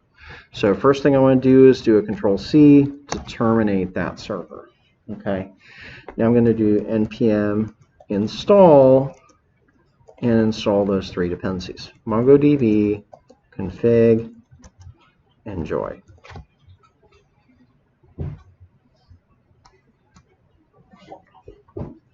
So 3 new things that we'll be using with this project.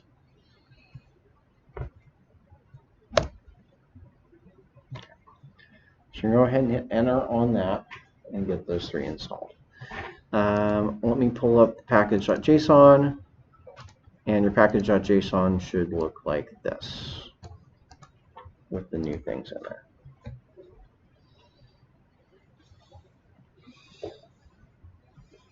Okay, so now that I've got those dependencies pulled in, there's a few things I need to add. And so remember, we want to set up the config package. So we kind of did a little bit of this yesterday. So for pet adoption, we want to add a config folder and these sort of starter config files. Okay, so I'm going to go to here. I'm going to create at the root. We're going to create a new folder.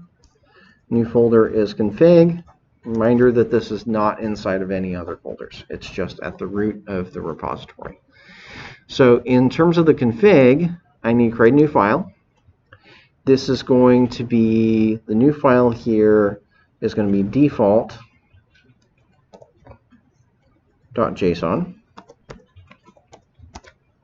And I'm going to follow that same sort of setup that we did yesterday.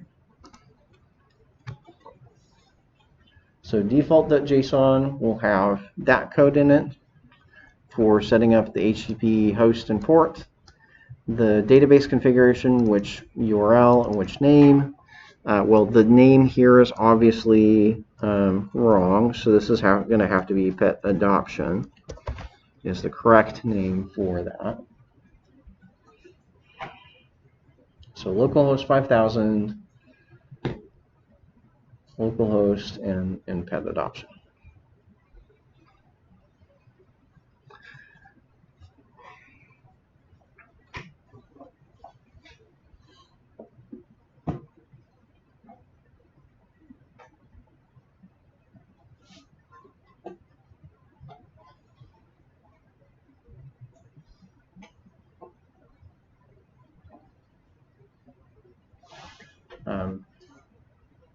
Also remember, we need to create a development file and a production file. Those are both going to start with just a pair of curly braces. Just say, hey, there's an object. So once you've got that typed in, we're just going to say new file, development, .json.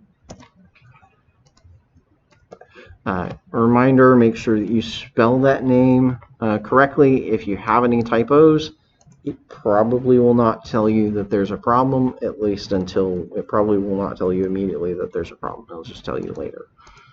So good to make sure you pay attention. So production.json is going to be that.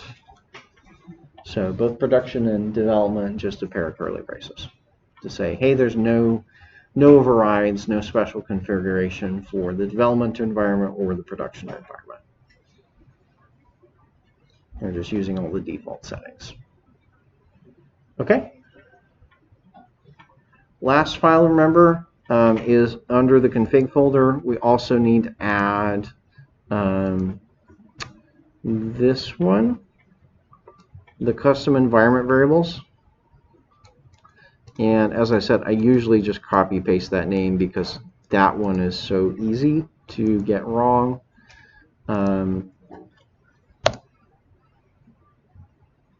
Because there's enough characters in it. It's a pretty long name. So custom environment variables, and it's going to have this content in there.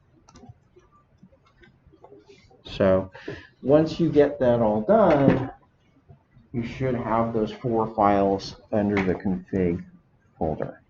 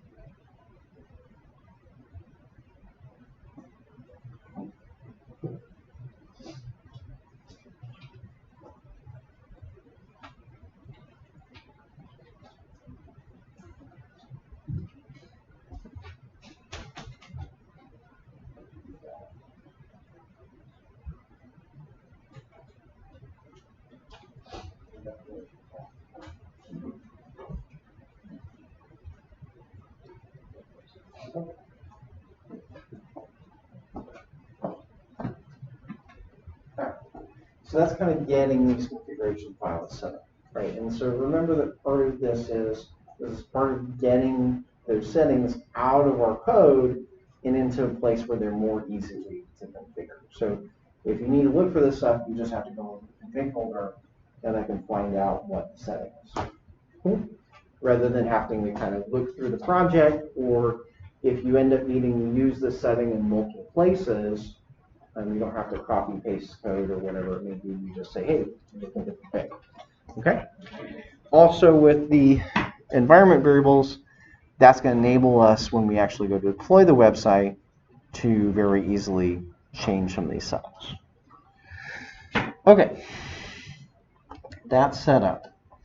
The next thing I want to do is I want to go back to server.js, and this is one thing we didn't look at yesterday. But I had set up, remember, in default.json, I had set up two settings. I had set up an http.port as well as an http.host, right? And so we want to use both of those configuration settings to set those things up. So under server.js, there's two things we need to do. We're going to do one thing at the top of the file, and we're going to do one thing at the bottom of the file. So up at the top of the file, I'm going to add a new dependency. So const config equals require config.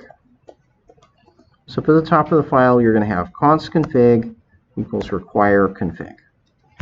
Just remember, that's to import this package.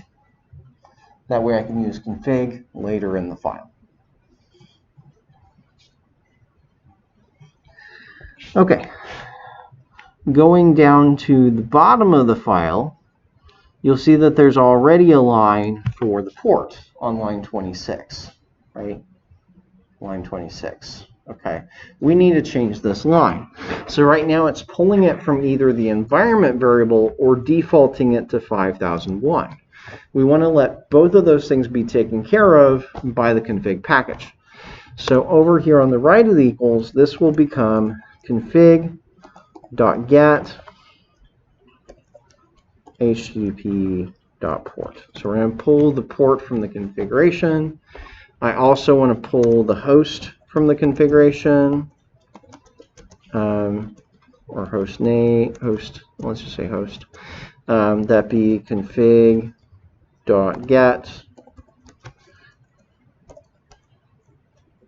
http.host. So I'm pulling the host setting as well as port setting. Port settings being used here. The host setting I want to use in the URL that I print out. So that's going to be host:/port.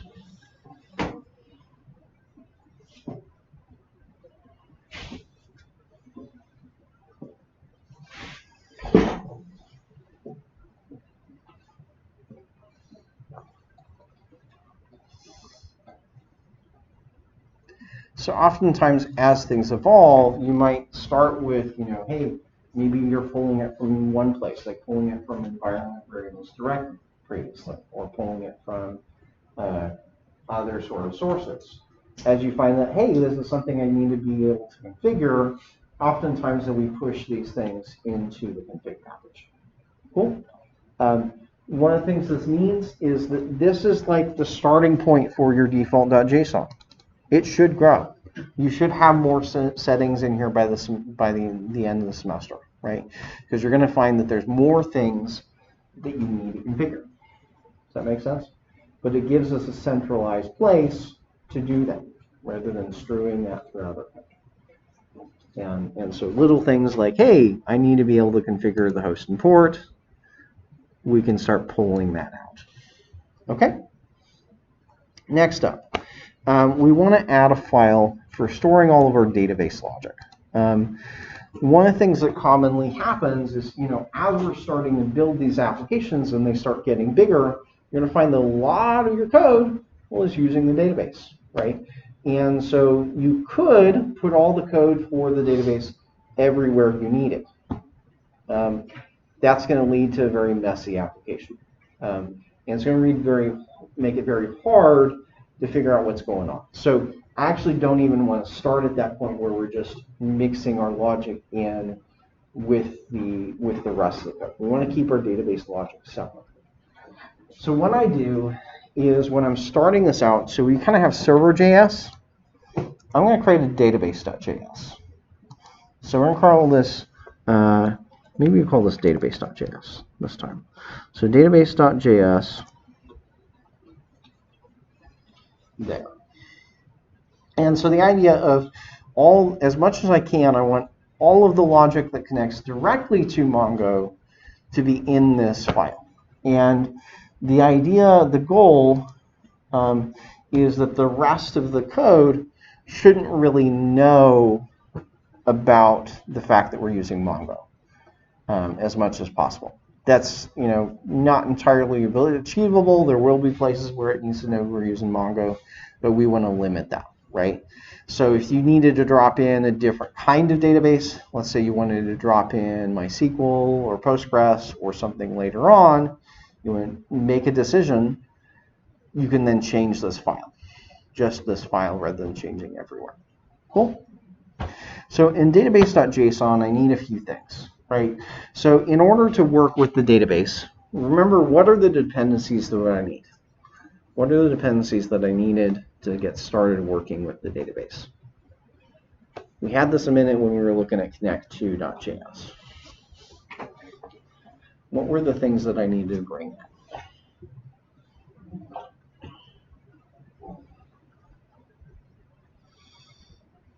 Here, Yep. the Mongo. Mongo, and you're going to say something? I was asking you to repeat the question.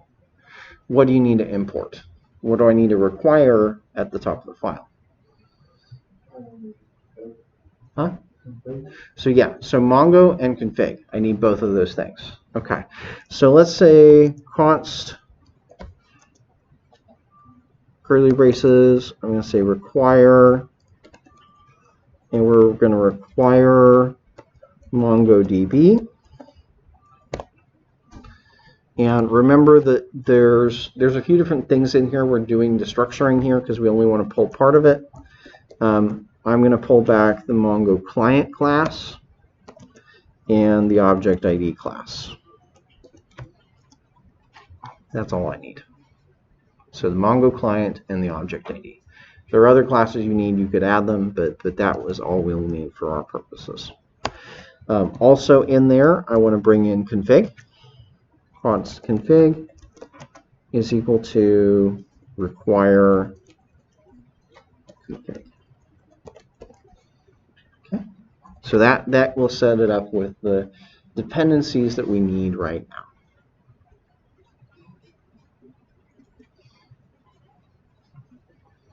Okay, next thing I generally do is I want to set up my connect logic, right?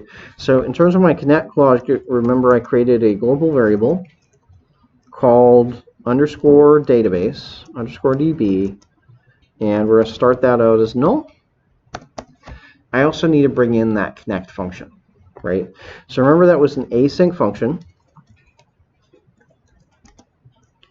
Async function connect. Okay. Remember I wanted to kind of do this in a lazy way. So I'm going to say if there is not a connection yet, then we'll proceed, and finally we'll return underscore DB.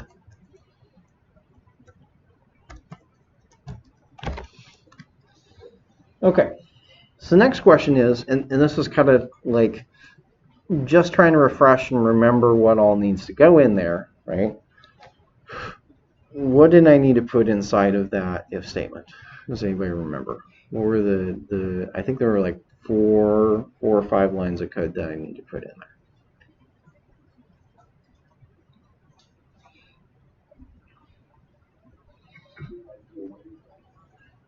Somewhere I'm going to have an await, yeah, but that's probably not the first thing I need.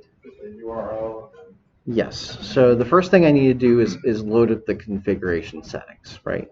And so that's why we have them up here, right? We need to bring in two configuration settings. So if we're looking at maybe default.json, What two configuration settings do I need?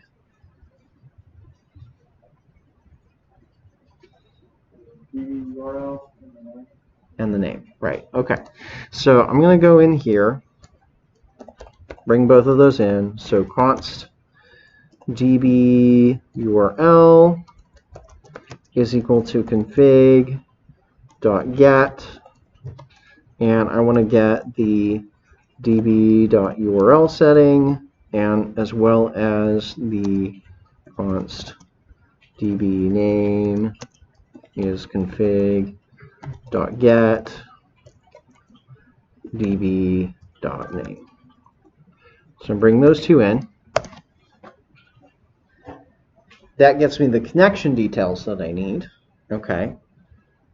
Somebody said something about await. Yeah, the next one might involve an await.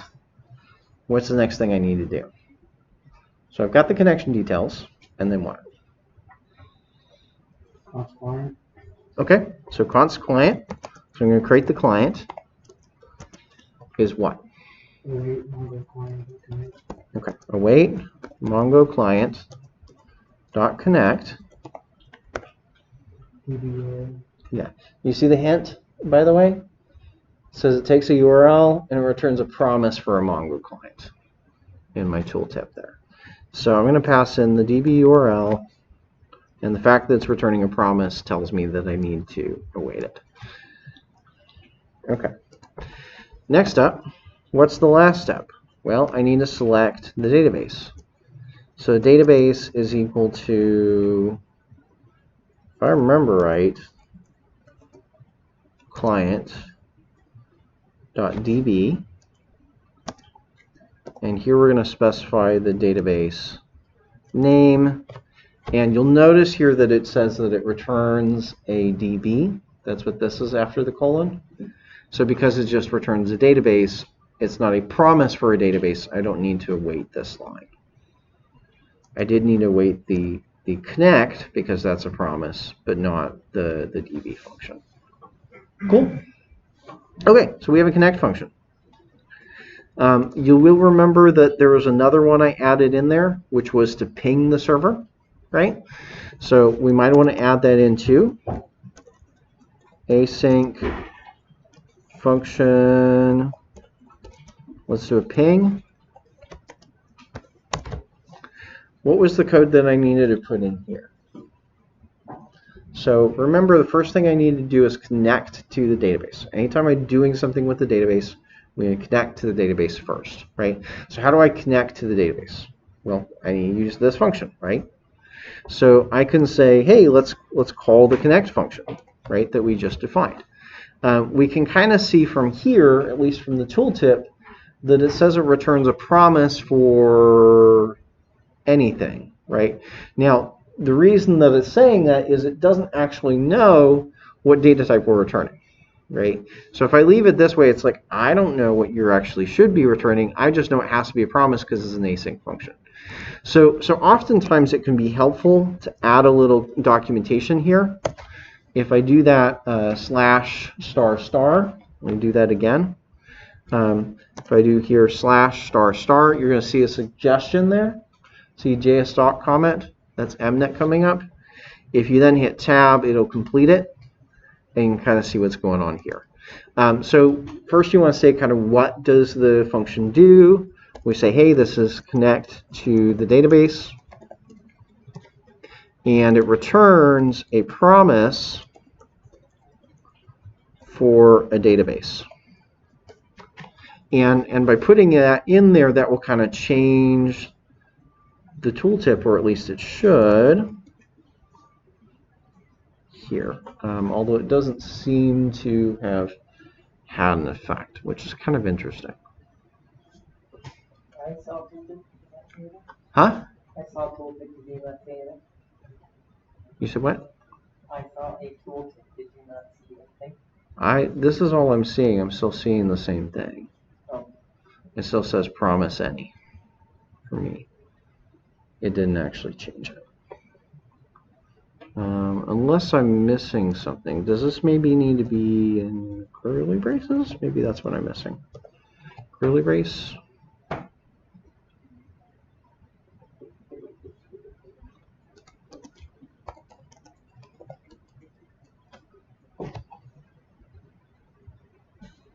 Well, I'll have to investigate that further. Basically, it should be this, and it should give you some better tooltips, but it doesn't seem to be working. So maybe discount that a little bit. So either way, I need to do connect. We know that that's going to return a promise for a database. Here I want to say, hey, because of promise, we need to wait it, right? And specifically, I want the database that's going to return. So remember, you're going to start this with constdb as await connect. So anytime you need to do something with the database, it's always basically going to start with this. It's always going to start with connect to the database and then do the thing. Connect to the database and then do the thing you want it to do. Okay? It's just part of why we're doing this lazy sort of singleton pattern so that it doesn't have to constantly reconnect. All those kind of things. Okay. Next. What was the thing that we had in there from the example code? What was the next thing that we did? Await db.command. Await db.command. What? Curly braces. Mm-hmm. And ping. 1. Right. Okay. So that gives us at least a way that we can test the database. Okay.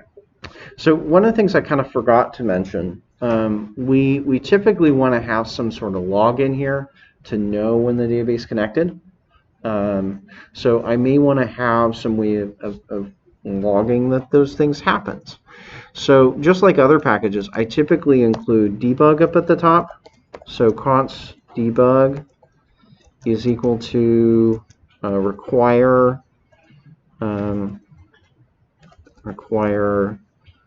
debug. And so we're giving this a channel of app:database. App:database. So we know anything that logs from here is going to log to app:database.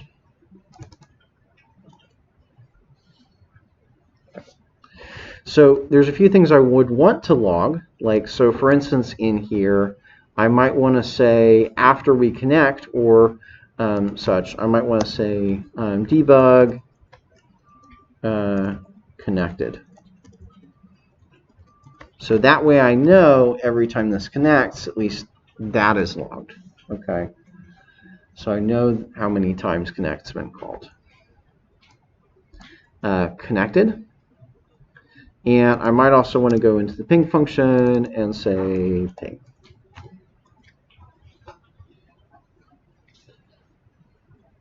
Gives us some way of knowing when these things occurred at least.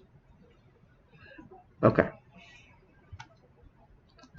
Commonly, one thing I might want to do is just say, well, in the system, I probably want to go ahead and initiate some sort of connection fairly early on. And so if I say I put ping here. Do you have to put the return?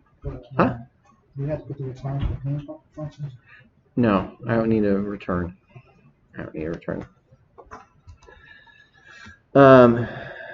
So if I go in here, right, let's say I run, what did we run to start the server? Well, we ran that start dev command, right? So if we look at what start dev was doing, right, so remember start dev is nodemon server.js, right? So if I want to try and run this right now, right, so let's run npm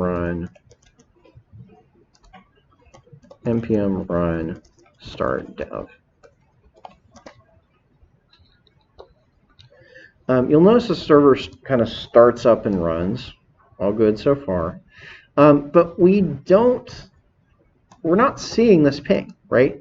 I would expect it to say connected and ping, right? Because I'm calling ping right here. So the thing is, I have this database module, but my code's not using it. My server is not using the database module anywhere. So in order to make sure that this gets called, I want to go into server.js and bring that in.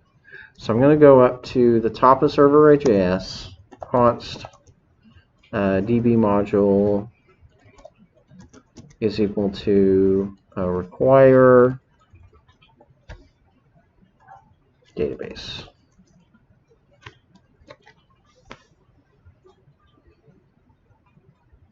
Now, I'm getting an error. What error am I getting? Cannot find module database. Okay. So it says cannot find module database. So things to remember, if you write something like this, it's assuming that one of two things. It's assuming that it's either built into Node or that it's from NPM, right? Our database module is neither of those things. It's a local bit of code we have written.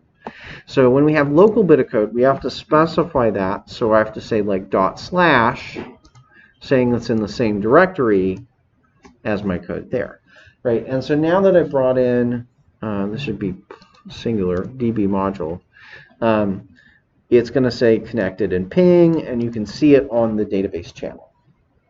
So everybody seeing that?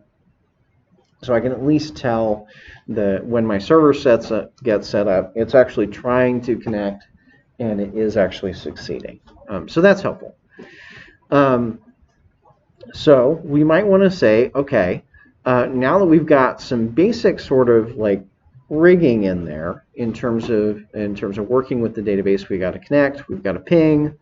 I might want to start writing some code that I can use in my actual API, right? I want to be able to use this in my actual API. So maybe we go back to the pet route here, right? And so if we start looking at our routes, right, I usually find it easiest to kind of start from the top and work my way down and implement the database functions that I need for each of the routes. Does that make sense? So for that first route, to list all of the pets, we need a database function, right? We need a database function. Okay, so in here, I'm going to say, hey, let's start building that out. So after ping, I'm going to add another async function. And what do we want to call this, right? What would we call the function that we're going to use in that first route? Maybe the method and the name of the end of the last. Okay. Of the route URL. So what do you mean? How give me a name. So you can use get list, delete tag. Okay. So if you said get list, right? Here's the problem with get list. Okay. Let's just be clear. Like you can technically use any name you want, but the name you pick does matter. Okay. So list doesn't really, unfortunately, tell me a lot of things, and I'm actually missing one of the most important things. Because recognize your database usually has more than one table, right?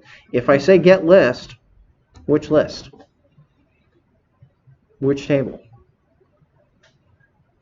If I've got pets and adoptions and orders and customers and all these kind of things, or employees, they could all be called get list, right? So I need to include in that name, one of the most important things to include in that name is the name of the table that you're working with. That is the most important word that has to be in there. So we're working with the pets table, or the pets collection. Pets needs to be in that name. Does that make sense? Okay. The answer, the next question, what about the verb? Okay. So generally speaking, we want a noun in here. We also want a verb. We want to say, what are we doing, right? Are we reading data? Are we updating data? Are we inserting data? And so we could come up with a few different verbs, right? We could come up with the verb and we could say, well, it could be a get pet list or something like that, right? That maybe gets us closer to what I would name it.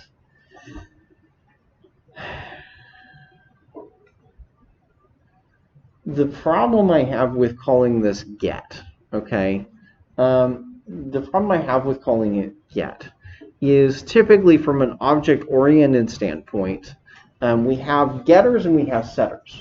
And usually the assumption with a getter is you're just reading a field, right? And are we just reading a field here? Not really, right? We're having to make a database connection, do a bunch of stuff, and then finally return that back. So get is fine. A lot of developers use that. I would prefer not to use that noun, not use that verb, because it doesn't really convey everything that's going on. Does that make sense? So the verb I'm actually going to use is find. The reason I use that is partially just because actually that's the word that Mongo uses. Remember, there's a find and a find one. So I'm going to say find pet. Now the problem is here, I don't just want to say list. Let's start with that, find pet. The next thing I add there is in which pets, right? So which pets do we want? All of them. Okay, so I could say find pet all. That's kind of the words I'm trying to get in, right? Find is the verb, pet is the noun, all is which ones I want, right? And that's an okay name. It doesn't roll off the tongue very well. Find pet all. So what would maybe flow off the tongue a little bit better? Find all pets. Find all pets. So that's what I'm going to call it.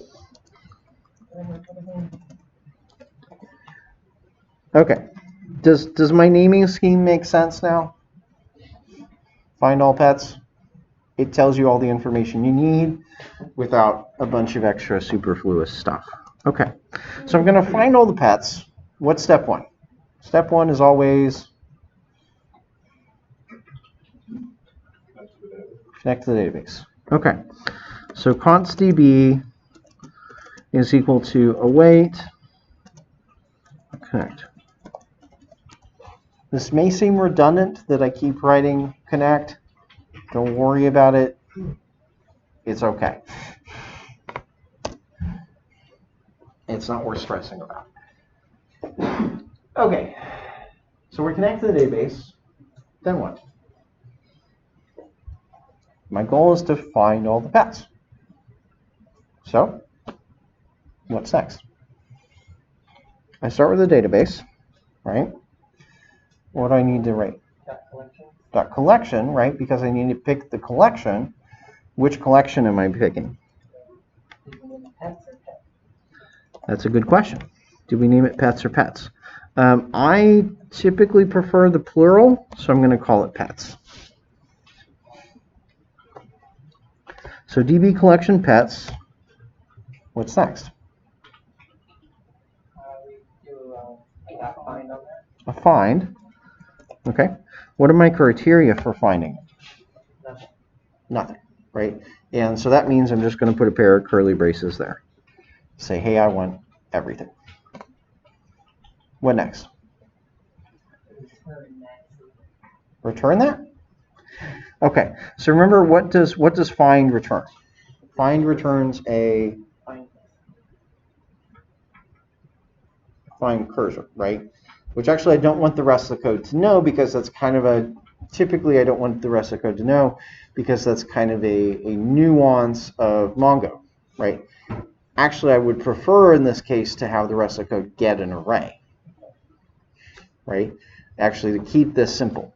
So to keep this simple, I'm going to say let's go to array.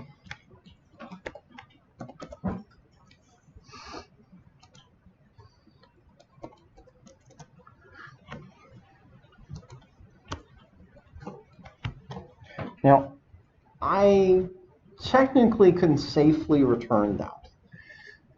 There is actually nothing wrong with that code, okay? I find, though, I think I found, especially last year, that students kind of had some confusion if they stick with this. So I'm going to write a little bit more in there that isn't necessarily required, per se, but is probably going to make it easier when you need to extend this. Does that make sense?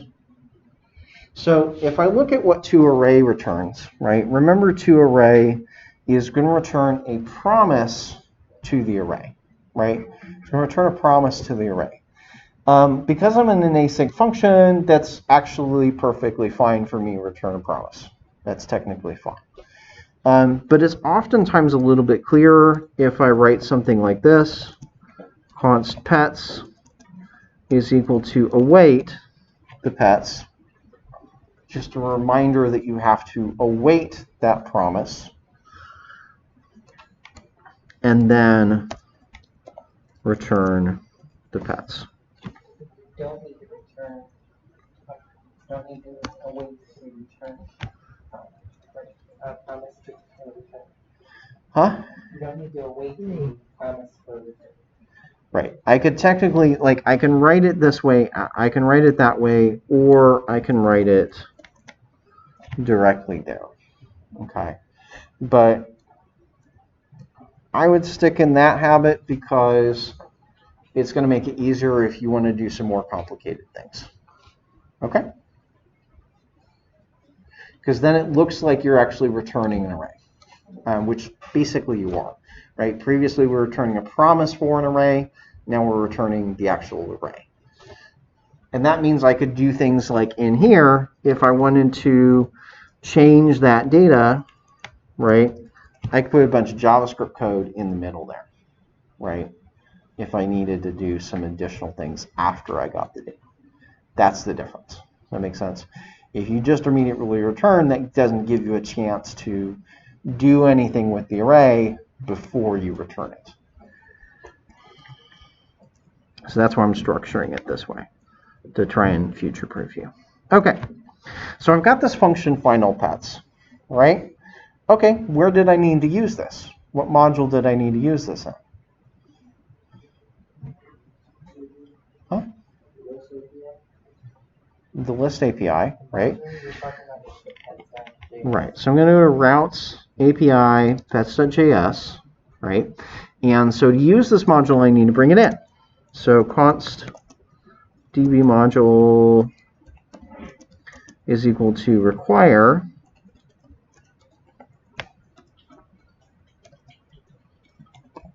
we require the database module, right?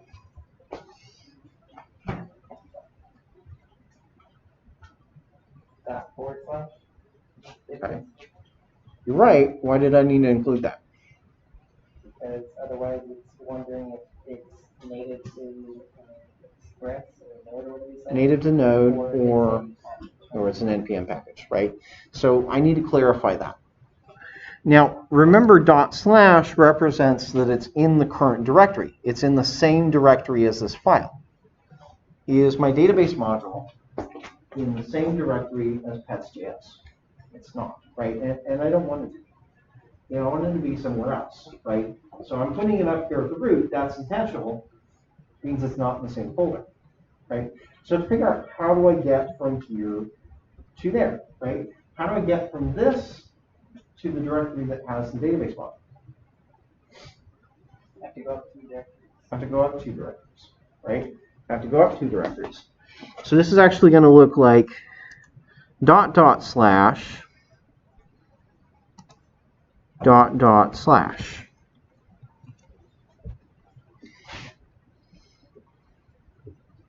Make sense? You have to tell it how you get there. And so I need to go up 2 directories to get there. Okay, so I can bring in the database module that way. What I want to then do is I'm going to go down here to the list thing. And you'll see kind of initially I had set this up to simply return this array, right? But now I want to use that find all pets method to return it. Make sense? So things I need to do. Well, in there, I'd like to say const pets is equal to db module dot find all pets. Right? I'd like to write something like that. Okay? Now, I have one problem for sure, is that remember find all pets, what does it return? A promise for the array, right? So if I do this directly, I'm getting a promise, not the actual array. So I need to await it. So now I have the array instead of the promise for the array. Does that make sense? So anytime we're calling an async function, pretty much the norm is going to be that you're going to call await. If you're calling an async function, you're probably going to need to await that function. Now, remember, await can only be used inside of what? What can I use await inside of? Asynchronous functions. Asynchronous functions, right? So asynchronous functions, which means that this needs to be an async function. So async, and then in theory, I could return pets. So far, so good, right? Nothing's complained. Okay. And that's important, right? Notice the servers seem to work perfectly fine because I haven't actually run this code yet. Okay. So in order to actually test that that code is working, I need to go out here, make a GET request, and something didn't quite go right. Does everybody see that? So it says the site can't be reached. Huh. Let's look back here. Guess what? My server crashed.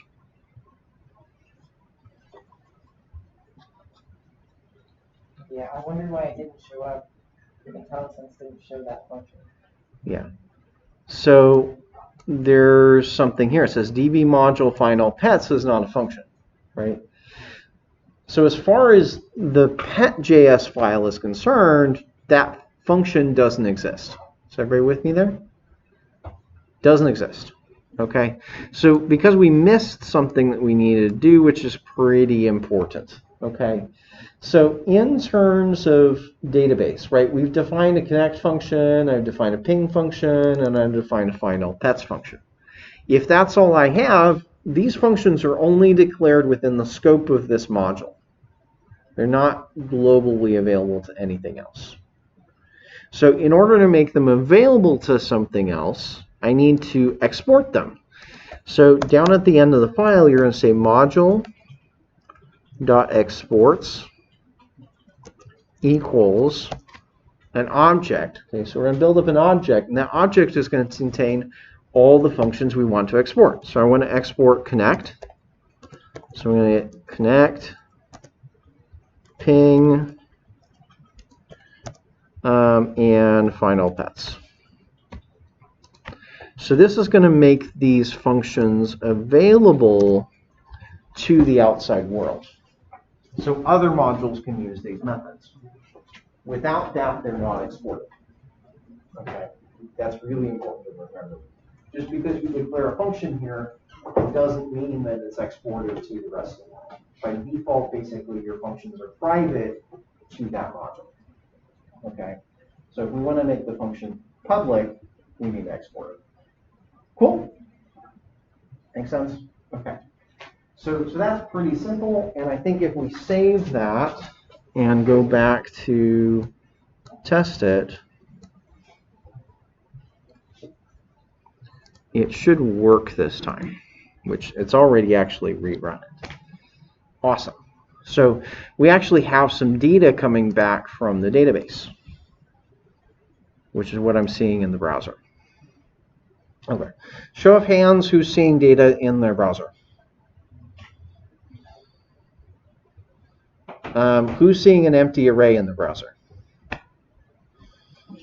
What you got?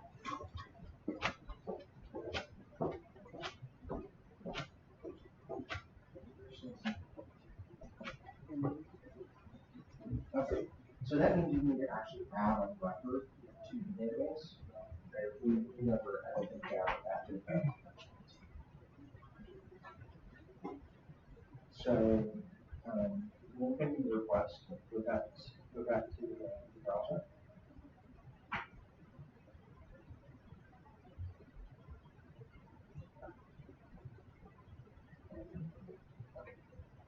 So we scroll up and look at the error sensitivity. DB module final process. So it's module.exports, not module.export. Okay. What do you have? What's there?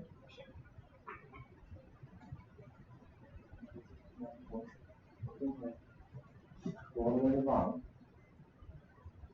So first of all, I see that nothing's going on. Right? You never change the bottom. Yep,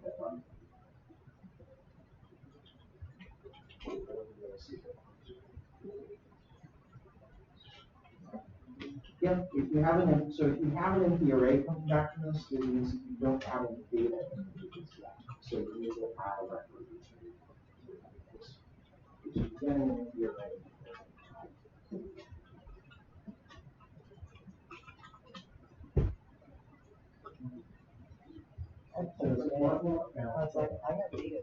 Where does it come from? Where did I get that Yeah, from? that's what I was And if I thinking. went into Mongo, you know, on the left to see if I got a database in there, it wasn't computed up, so I think that happened. How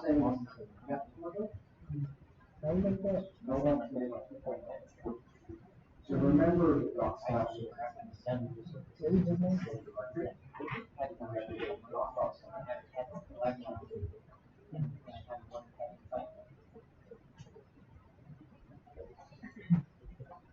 I was doing the same thing. I was going to use slash for the data. I have very visual memory, so when anything's in the front end of the kernel, I just forget that I did it. It's just text. And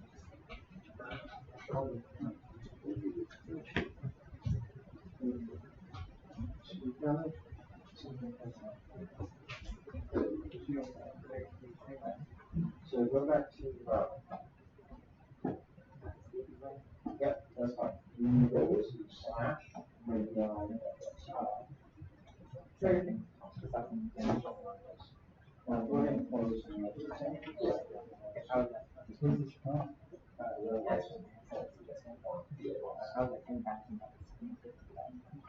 That's a lot. So if you have the data coming back, if you're getting the same results as I'm getting from the get that list, go ahead and take a minute break and come back. If you're not at this place, stick around and try to fix it.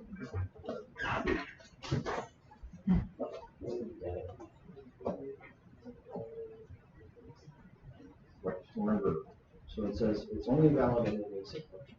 So you have to make the function async. So up here, right, so you're in this function, you just need the async.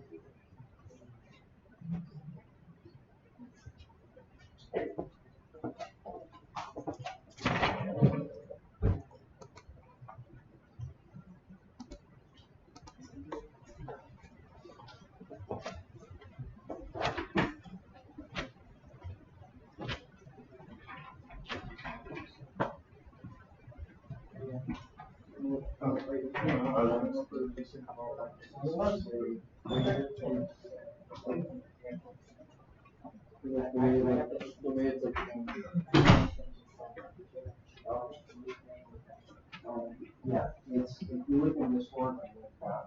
So if you just go to shell, and just look for is it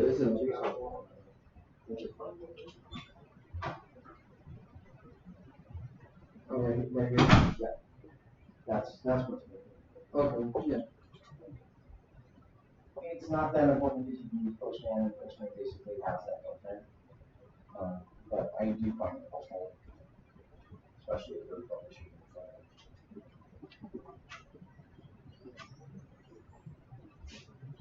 Yep.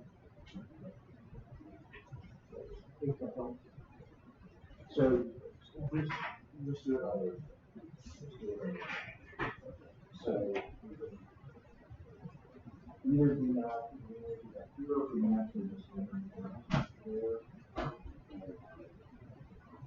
So make sure you use the password now. So use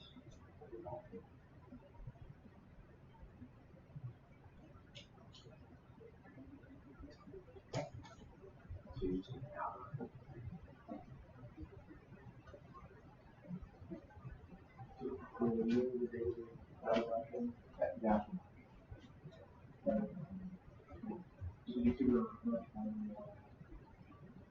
So you don't have a collection, you just have a collection is added on it. You're saying no, that's in the new collection, but it is one. Yep. And you say what do you want?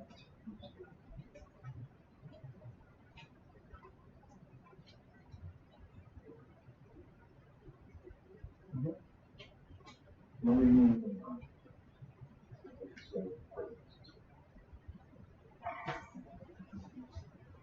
parentheses space is a function call. Multiple spaces is a function. And we'll say what settings do not stop.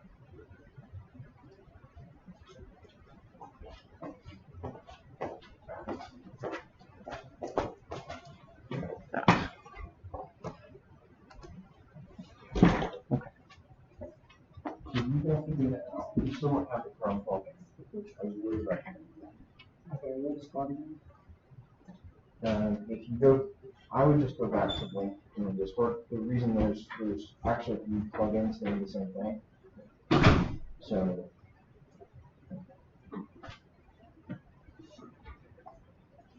if you go search for it, you'll find more than one of those things.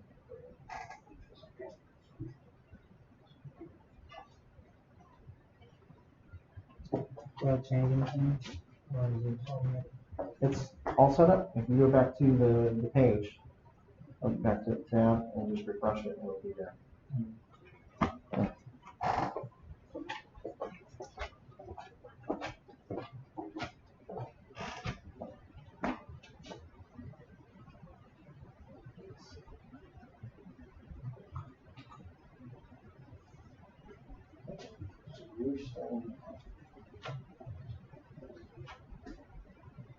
Yeah. And you see my something different. Yeah. So I'm doing it backwards. Alright.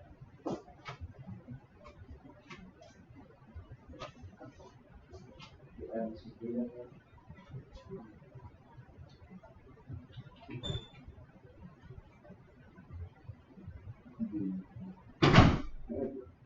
Okay. So what you want to do, you want to in here,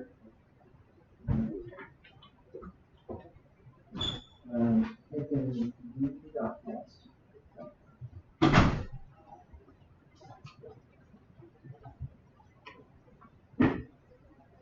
So you verify the error option. Yeah. Okay. So what I would do is I would go to the interface on so it's the same database. That's interesting. Okay, so what happens when you go to this?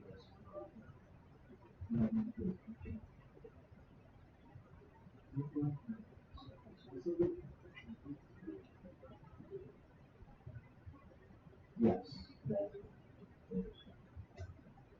You can wait it, which is from.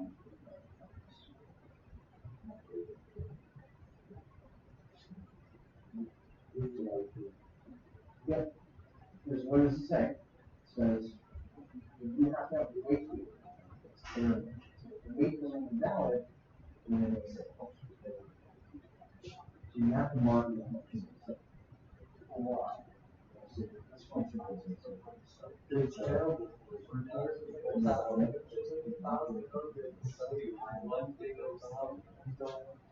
So around there are the giant things.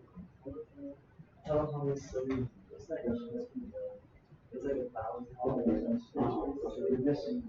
It's so much string, but it's so small. Are you using it?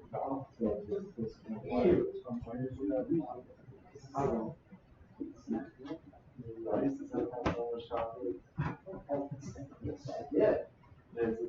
No, they're wrong. And you wish you worked at the food gets old. Yeah, I would. The food got old. The only place I worked that hasn't gotten old, I'm gonna be honest with you, Charles. Because they have like so many different things. Like if you work there for a while, it gets old. Exactly. Yeah, no, it's not really.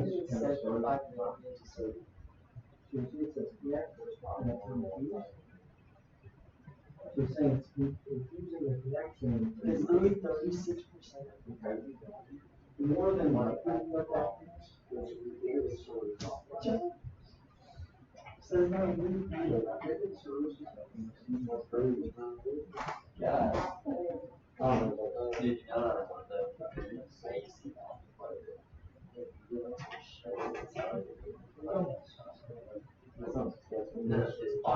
Like so they're like the it's called the whole stuff is yeah, so it's no, you don't put it in. You can do it though. It's just like something about the flavor. This one's like the change the flavor of it. So it's five. Yeah, that's not it. And I some chocolate milk too. Ooh. I'm trying to no, it's very common. Trust me. You can never do chocolate milk is just too good. I ate it all. I ate it all separately. Yeah, I boiled it in chocolate. No, the chips. The chips are all mixed together. Yeah, 6 straight. I ate nothing's wrong. So,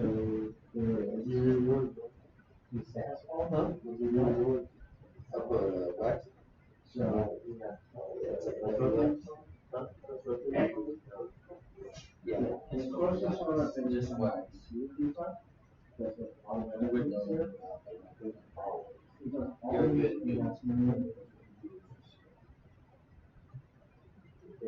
Just have the one time.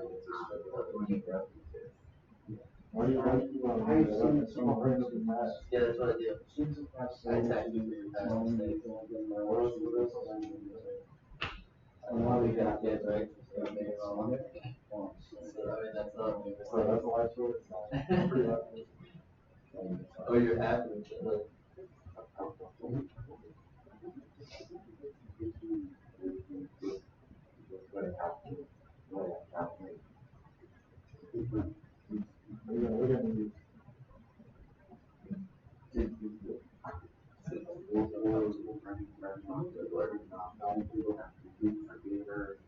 Why you not looking at me?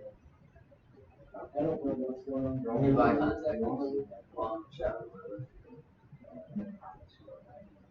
The biggest thing that we do to avoid it is anytime you shut down your computer and stop using it,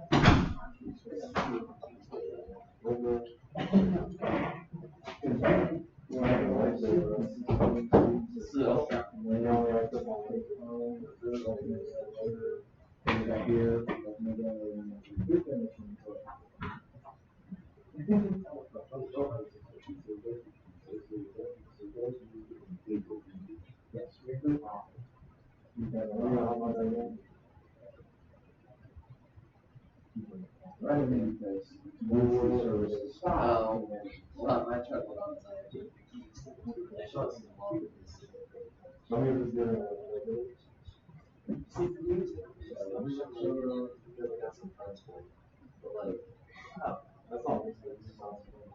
Yeah, it's like getting I don't know, but those reviews are also good. It's like they make I'm hoping they would release less content and stuff, but that's all that good stuff. Because we were saying the story to go away and stuff. But people have said that the server is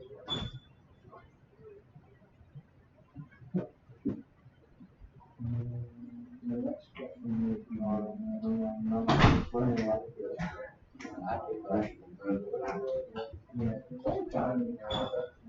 I didn't say that I like for the game. I just can't the game. I would suck.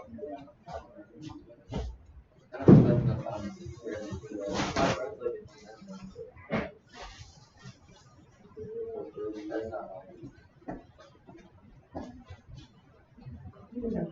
your server was still right. So when it tries to run, it's still somebody flying. So one thing to remember that I have to do, I have to export that. So go back to the stuff. That's a relevant game. Good. Or like a So at the end of that file, we need to actually reference.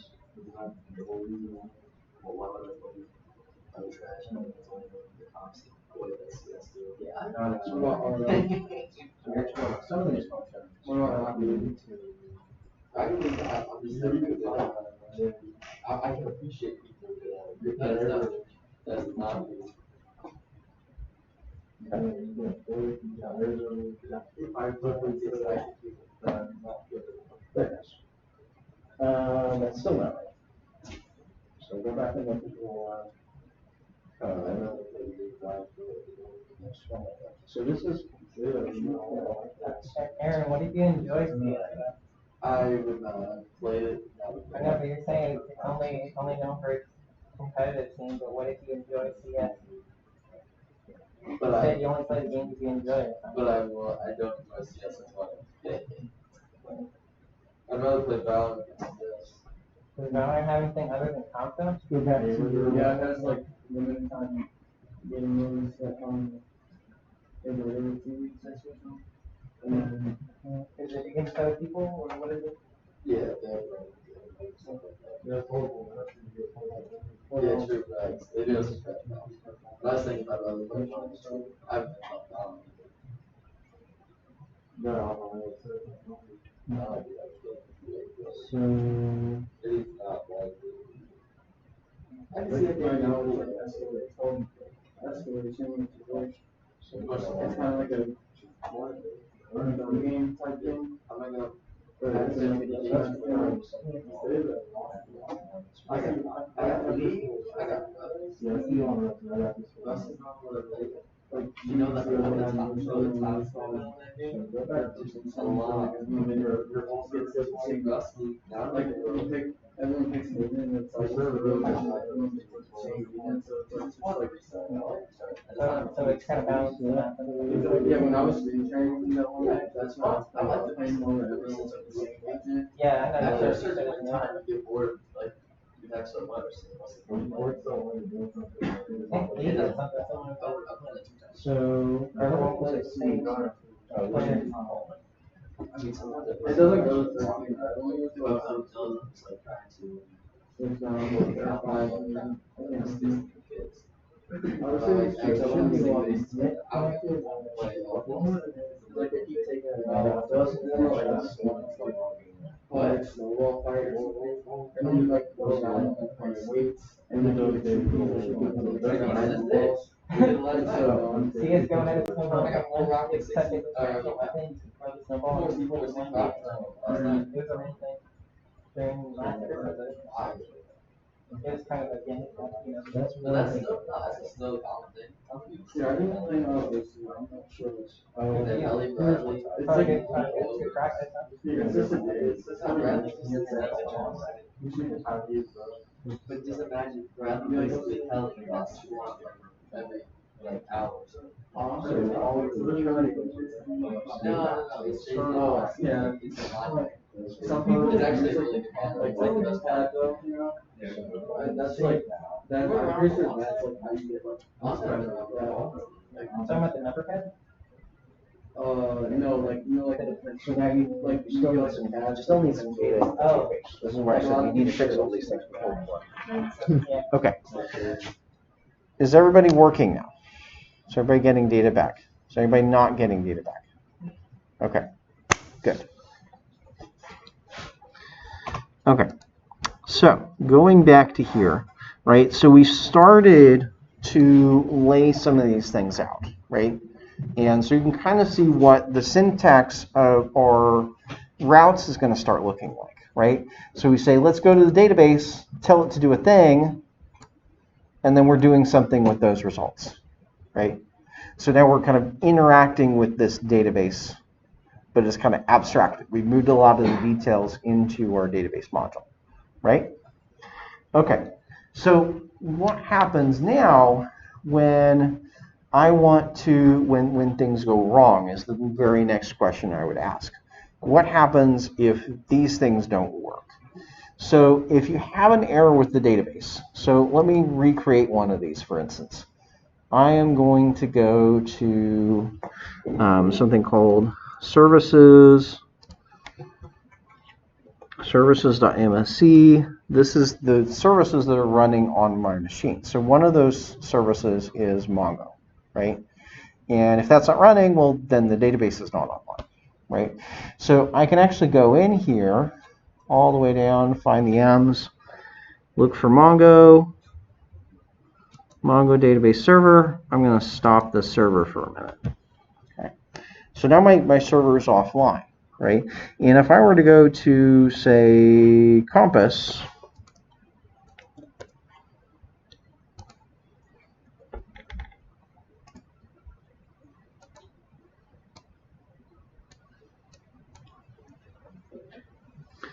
and try to connect to myself, right? Try to connect to localhost. It's going to just kind of sit here and say it's not online. It's eventually going to time out, right? And so same kind of thing if I go back to run this program now, it's just going to sit here trying to connect to the database, right? So I do want to handle things like this a little bit better, right? Because this potentially could crash my application, right? Or cause some issues. Okay, so let's do one thing, because this is going to take a little bit longer than I wanted to. I'm going to go ahead and start the server again. How did that start initially?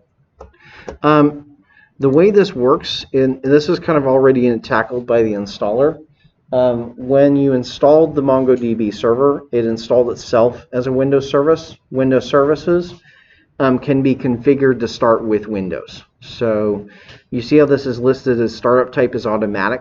Anything that's listed as automatic is starting when Windows starts. So there's actually a whole ton of services in here that from a whole bunch of different applications as well as Windows that are all starting when the system starts because they're marked as automatic.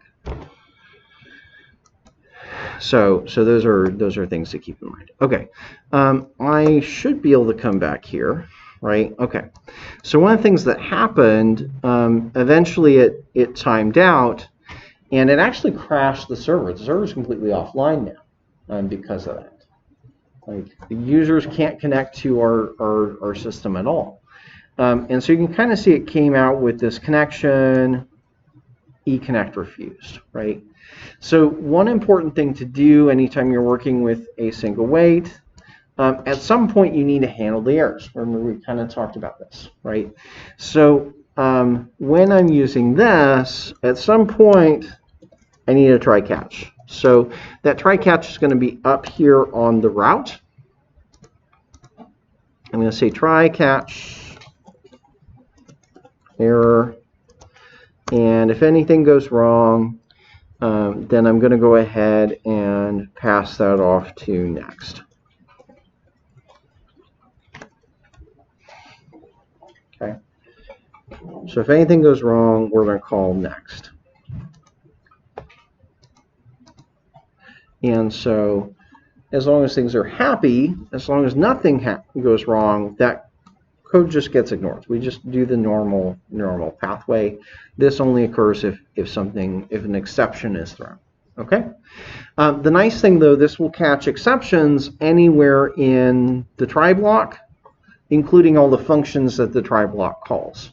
So any errors that incur in the database module will also get caught by that catch. Does that make sense? We're going to catch all of those things and handle them at this point. The reason we're not doing a try catch up in the database module is because in the database module we don't actually have a way to handle it. If something goes wrong, we can't fix it. There's no way to do that. We can only handle that once we get back to the route, and then we can figure out what to do. There's no way to really handle it at this level, so we cannot put a try catch here.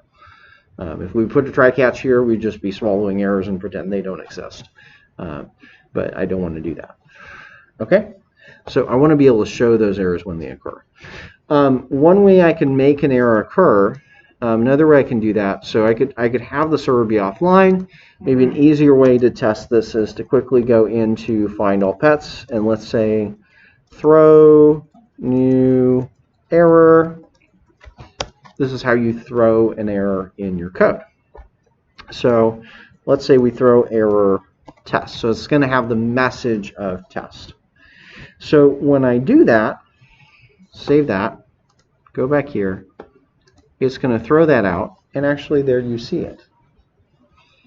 How do you And get your code to gray out like it did? it did that automatically. It grayed out because once you do a throw is like a return. It doesn't run the rest of the function. Actually, mine did the same thing. So anytime you do a return, it doesn't run the rest of the function. Throw, same story. The rest of the function, it's going to leave the function, not run the rest of the code. So you can quickly kind of see what's going on there, right? If I didn't have that in there, if I didn't have the try catch here, again, my whole server comes down. Done. Crashed. That's a problem. You don't want your whole application to come down without that. So that means that every route that we implement is going to be nested inside of this try catch. Does that make sense? So all your routes are going to have a try catch, and then your database will have a try catch. Okay, and so generally the errors will be caused by your database code and caught by your route handler code. Okay, all cool. That's why we're doing that. There's a lot of things that can go wrong with database stuff, so we want to make sure that we're handling all those things. So then we go into, we've got this one all set up perfectly, right? I'm going to actually copy that code and toss it into Discord just as a remember of what that route looks like. Okay, so we can go on to the next route. All right, so we look at this next route and we say, okay, let's ditch all the comments and get back to just this code, right? Because all that comment code is kind of dead. All right, so looking at what's happening here, we're getting a pet ID from the URL, and then we're calling the array and saying find. Well, what do we want to do instead? We want to pull that from the database instead, right? And we kind of get some hints about what that should look like in terms of pulling the database, just kind of looking at what's going on here, okay? So I need to add, right, just like I did for the first one, I need to add another method to my database class. So in here, we're going to add another async function. So async function. And just like I asked you before, what do we call this function? ID. That sounds like a great name. How did you come up with that name?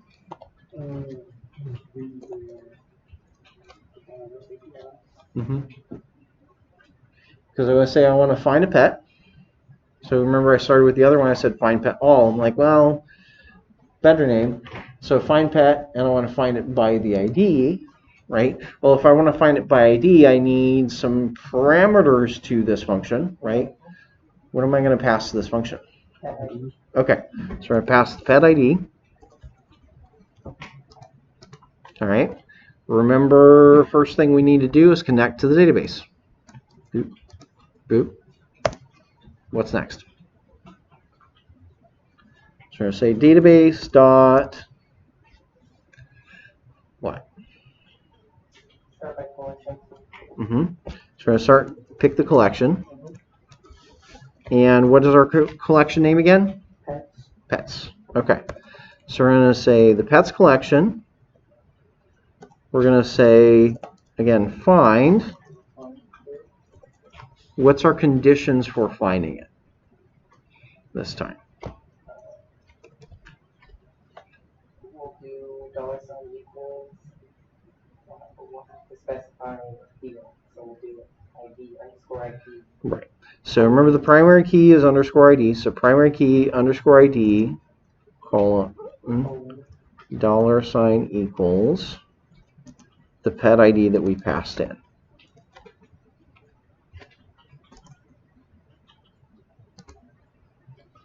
Okay.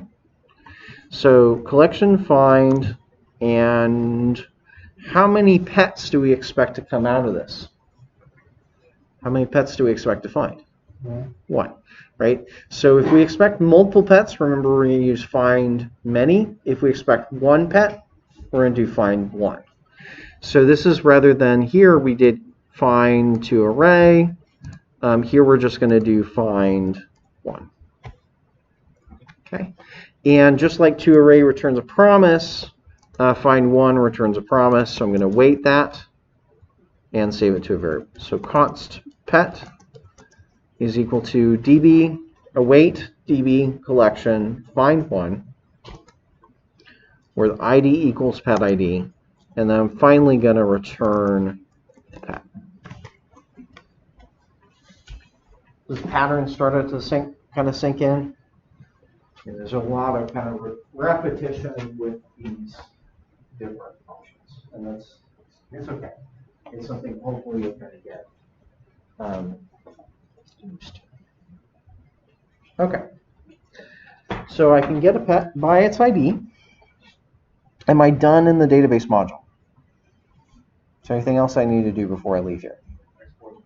Export the function. Okay, so we define the function. I also need to export it. So find pet by ID. Done. It's worth noting here, anytime you're defining an object in JavaScript or an array, this last element can have a comma, or it cannot have a comma. It's completely up to you. You can choose to put the comma on the last one or not put the comma on the last one. I do because it makes it easier to change the code and work with other developers. Cool? Okay. So now that we've got that, okay, we need to kind of rethink this function, right?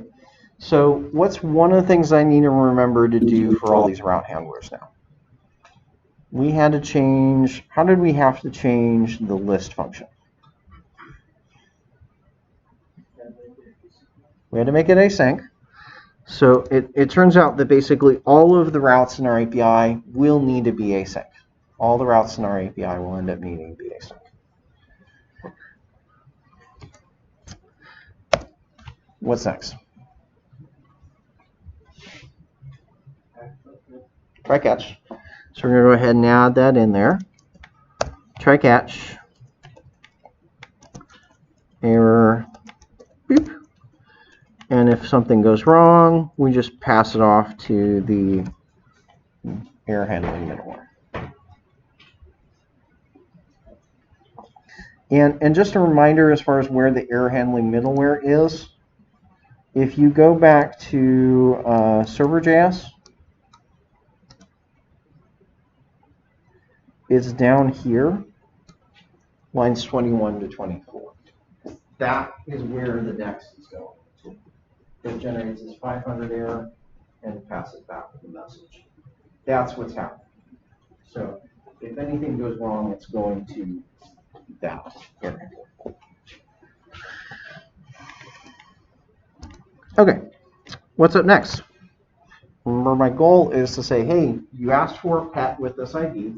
I want to get back that pet ID, that pet with that ID. Thoughts? Call the DB module. Okay. And do what? Well, I guess you probably wanted to say the parameter, right? Do you want to do that? Do you not? I do want to do that. So let's say const pet ID is equal to what? Request.parents.pet ID. Okay. Request.params. Okay. And then you're saying something about DB module. So the DB module is You had a hand up. Yeah. Kind of want to go over and await. Okay.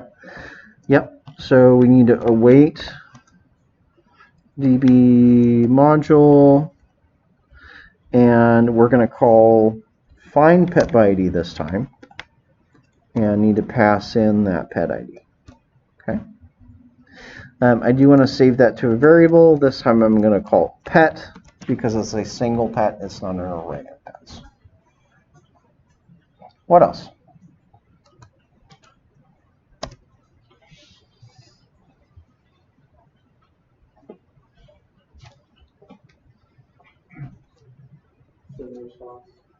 Okay, so let's send a response. So maybe I start with res.json, And let's send the pet back. Okay. So I'm going to give this a test now. I'm going to go back to my browser. Pet list. Okay.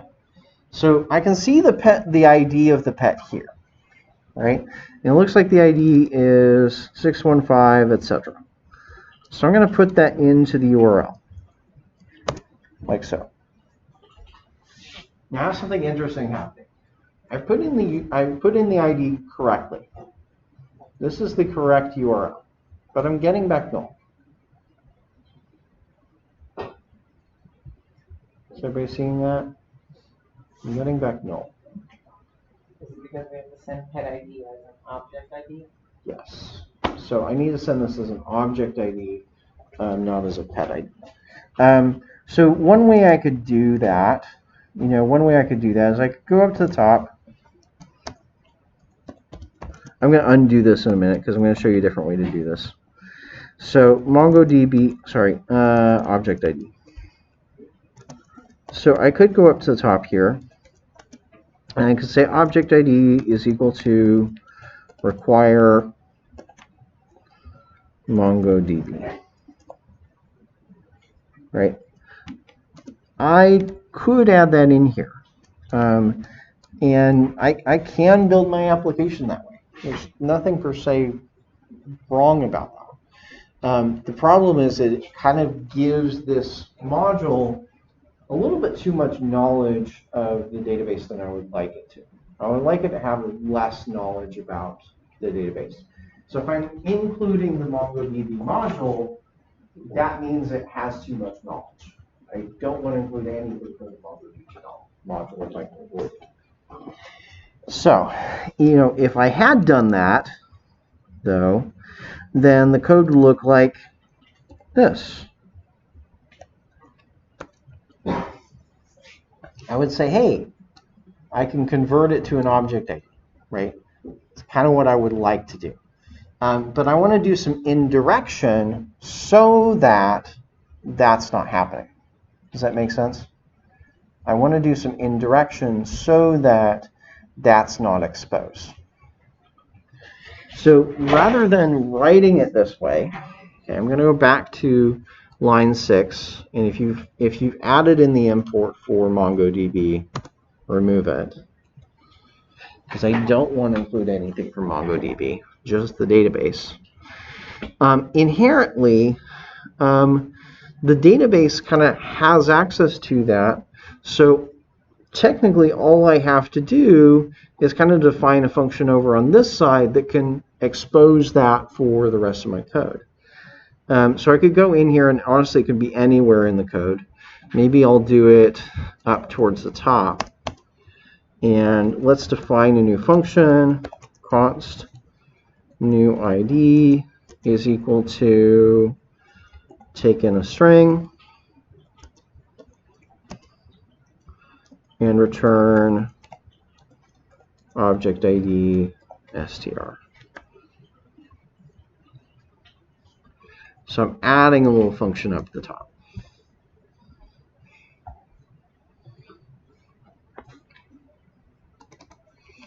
And this really can be anywhere in the file. Wherever it makes sense to you, you can put that in there. But that will allow us to expose this function. So I'm going to expose that here.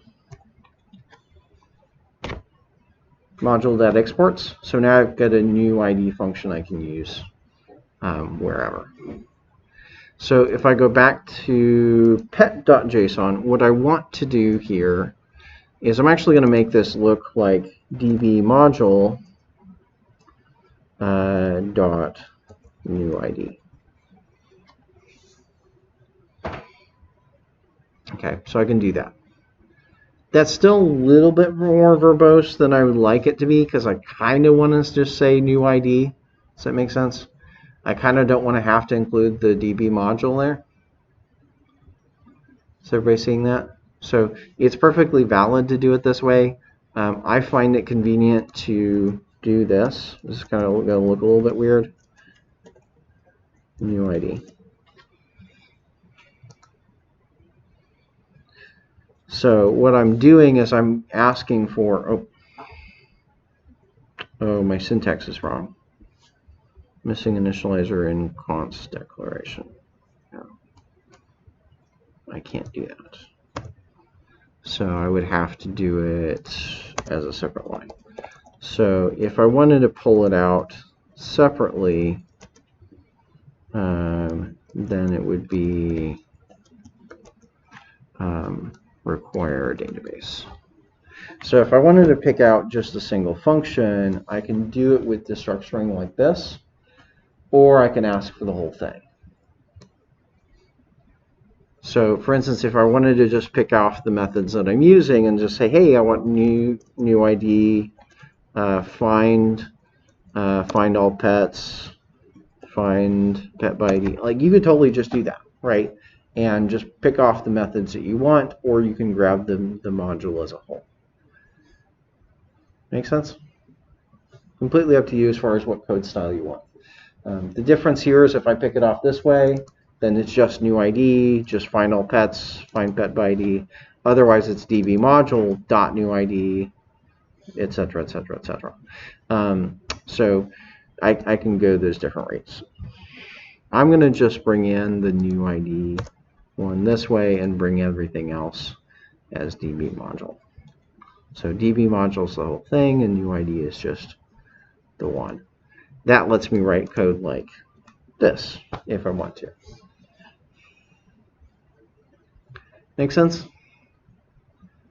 Part of it's just a matter of kind of abstracting and kind of hiding some of the implementation details so that your code over here has relatively little knowledge of how you're actually working with the database.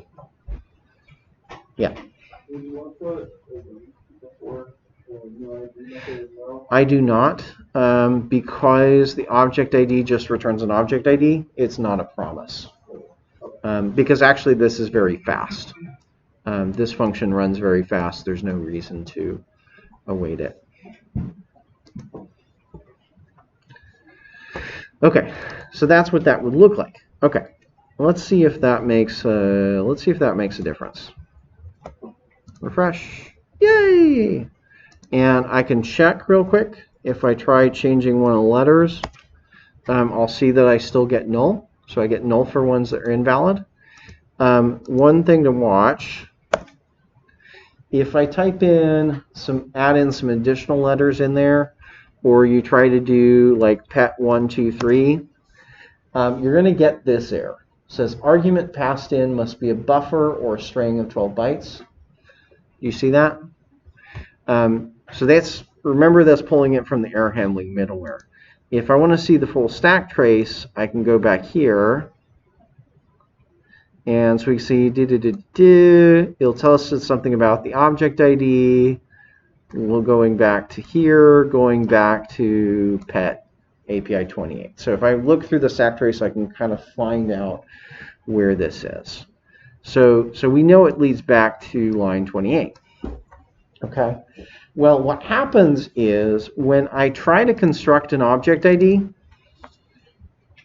basically internally, when you call this function, it will try to actually validate it. It'll make sure that it's a valid object ID. So if it has too many characters or too few characters, or it has invalid characters like special characters or other things in it, it's going to say, oh, this is not good. We're going to go ahead and throw an exception there. One of the many places that you can get exceptions, right? And so that's part of why we need the try catch, right? Is to catch those things. This is also a place where you may want to do some validation, right? We may want to end up doing some validation on that ID before we try to parse it, oftentimes. Okay? And that's part of one of those things we want to do. Does that make sense? So you may see that error occur. That error is occurring because this line is throwing an exception. And that's one thing we want to resolve with Joy, but we're not there yet. Yes? I'm going through the using data. Even here? Okay. Let's take a look. Here's the list. Yep. Just saying exactly what you've been, you get nothing, and here is the, So it's getting an empty screen. yeah, that was like the,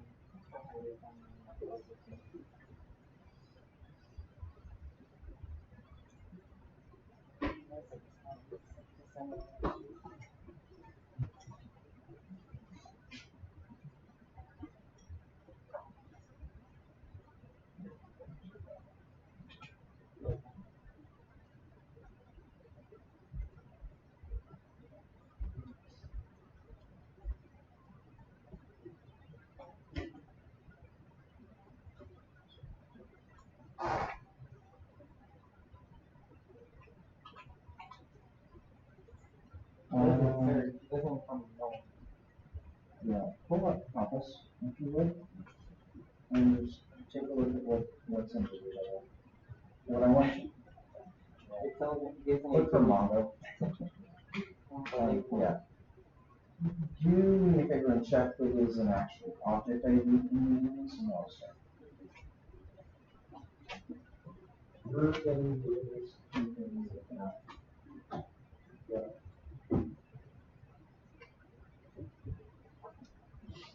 Okay, so go back to your chart. So what's happening is we have a person. So go to meetings.js.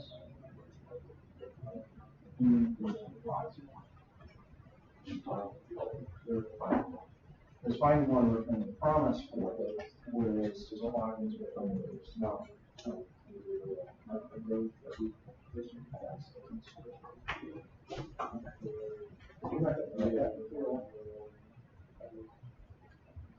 So go back to the checklist and see.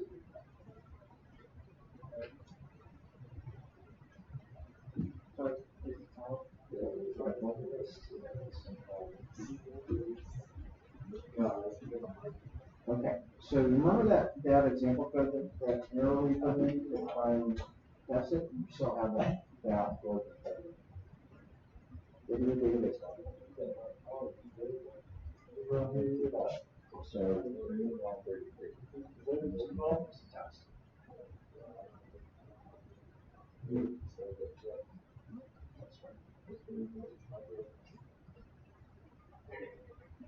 so now try that ID.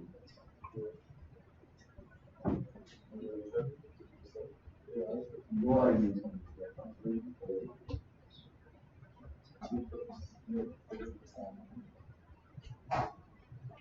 Okay.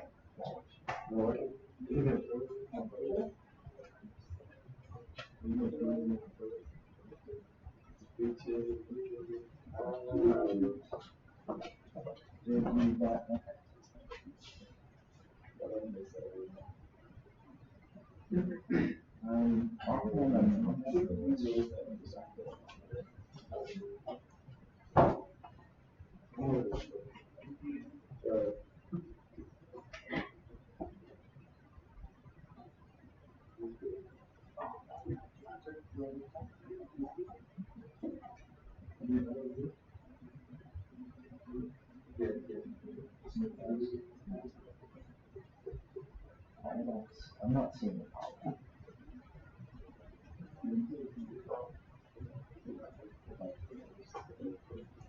Oh, there it is. Oh, you don't need it to be on. No, because you're calling find one. So, remember, find one within the promise for document is find within the code. So two array is this one. So you're actually calling two variables so then you have parentheses, which is like looking for a property, which is why you're looking at it. Actually, rather than an error. If you had two parentheses, you would at least stop an error. Okay. Let's check where the arrays out.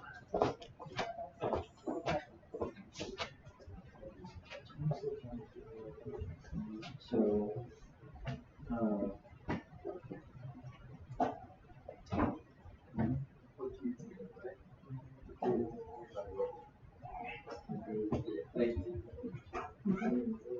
Yeah. let me see.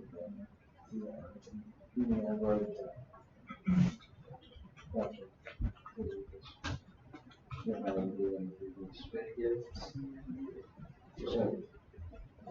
need to go to the compass or use it on the shell. So,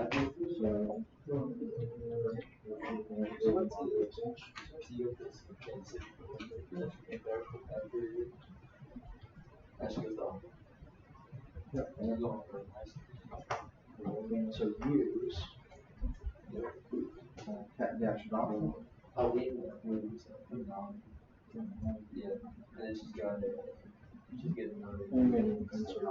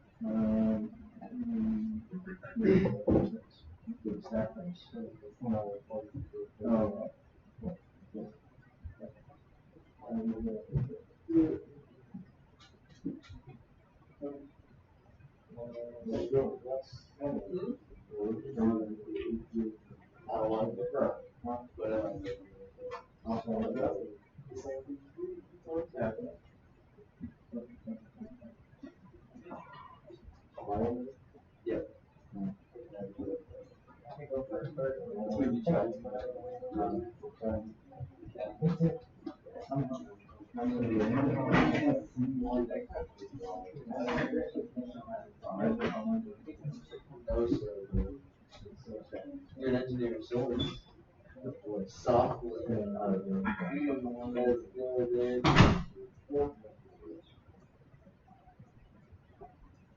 Why'd you give it up? There you go. It's what? Student life? What's the difference? It's the goal. Wow. So you that's the one you sit right. My brother used to just keep them. They have it's called mental. It's pretty cheap. Every place and stuff.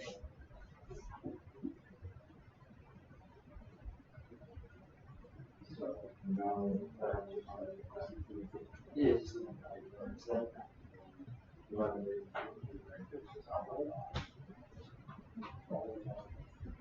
Jordan will find in like 14-year-old maker.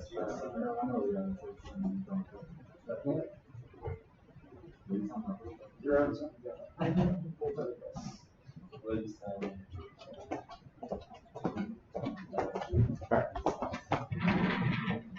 Okay, so we're starting to work through these methods, right? And hopefully you're starting to see there's kind of maybe a pattern. One of the things that I often want to do too is introduce a little bit of error handling as well for things with the data specifically. So for instance, if you put in a ID for something that doesn't exist, I might want it to return, say, a 404 error, right? Which is one of the things that we did previously, right? That was kind of in our code before, right? We said if there's not a pet, then do something else.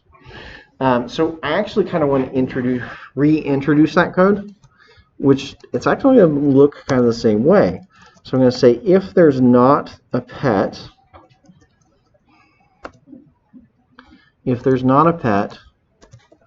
then we're going to send that response. Oh, nope, that would be the error response. So if there's not a pet, I want to send an error. If there is a pet, we can send the response there. So here, res.status. So we're going to send a 404 if we don't find the pet. And JSON, like we did previously, we might say, hey, that pet is not found. So here I might say error, $, pet ID, pet not found, to give the user maybe some more indication about what went wrong.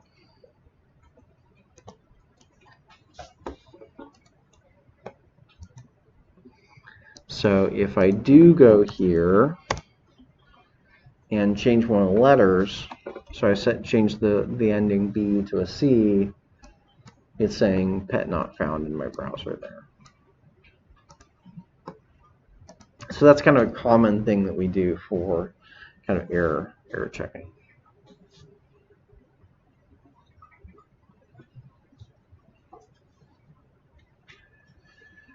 So rather than return null, we return a 404, saying this is not a valid URL. Okay. I didn't get that. Huh? I didn't get that. What did you get? It said argument has I can't. So what you have to, it still has to be a valid ID. So go back to here.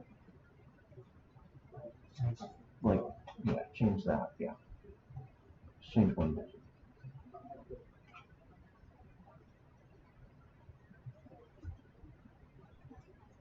Okay. There. So we can kind of add some error handling in there for things like that. Okay. Next up, we've dealt with those two routes, right? So we've updated the list route, and you can see that's pulling from the database. Hopefully you're seeing the total amount of code here is actually not that different from what it was previously. There's just some additional kind of boilerplate that we have to understand and include. Now that we go to updating a pet, so we're going to go, or creating a new pet, we're going to go here, right? Now we have to kind of think about how we're going to do this and what kind of things are going to change, okay? So again, we need to change this to an async function. I'm going to definitely need to wrap this in a try and a catch.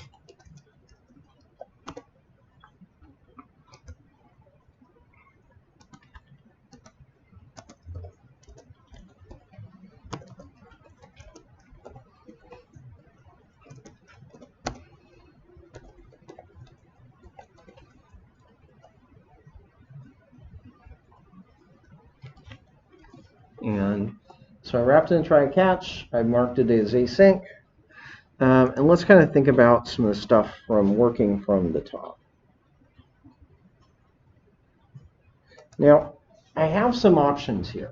When I'm generating, kind of looking at line 41, line 41, I said I'm generating a new nano ID. Okay. And so I was using nano ID here previously, right, to generate an ID as a string, right? We have kind of two different ways you can go, right?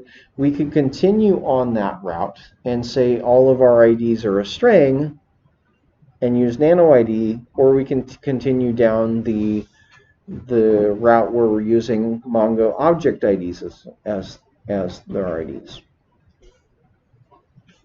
Either of these are valid, right? Either of these avenues are acceptable ways. Okay.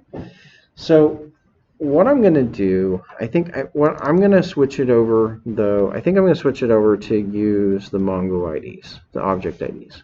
So I'm going to say new ID here. So let's say we want to create a new ID. And I'm using that function that I declared previously.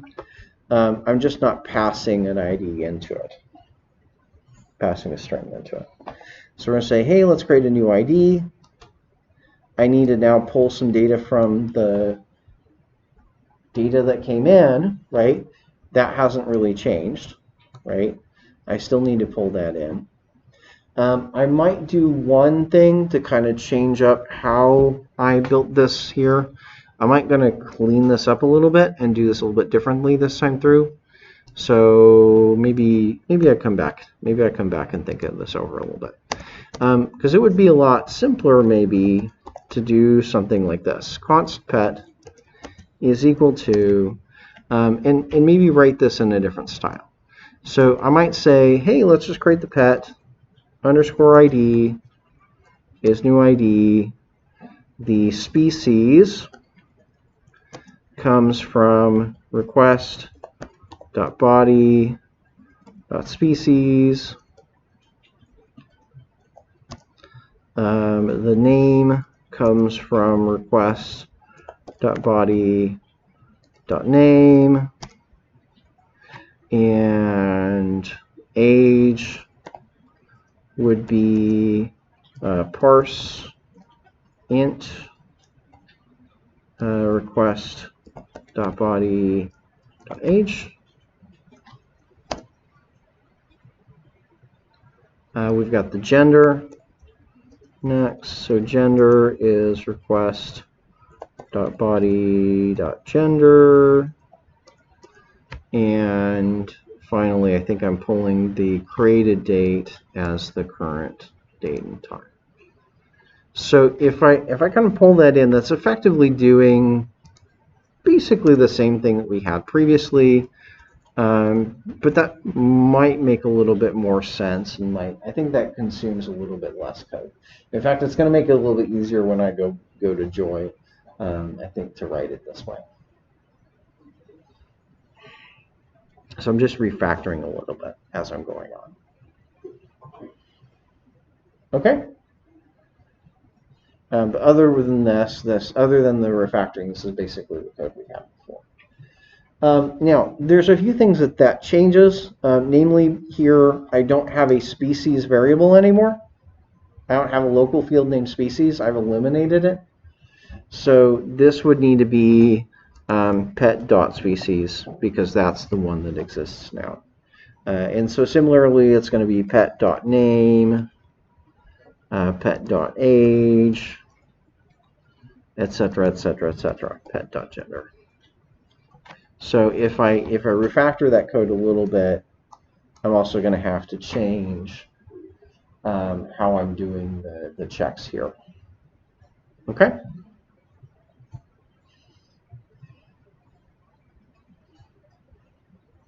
Questions?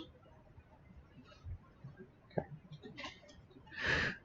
If we then look what happens in the else case, this is where things get really different, right?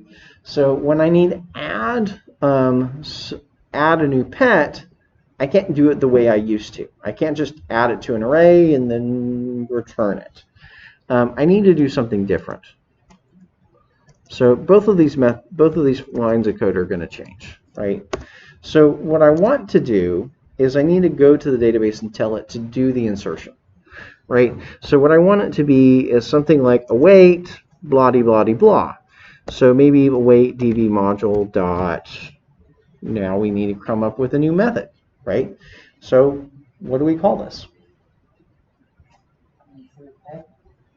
Okay, we could say insert pet.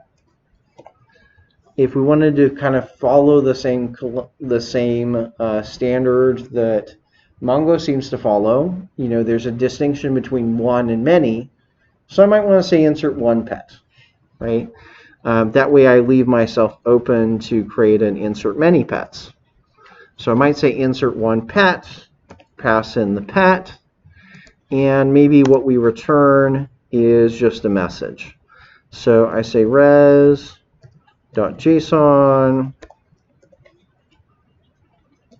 and maybe I say message. I could say pet inserted.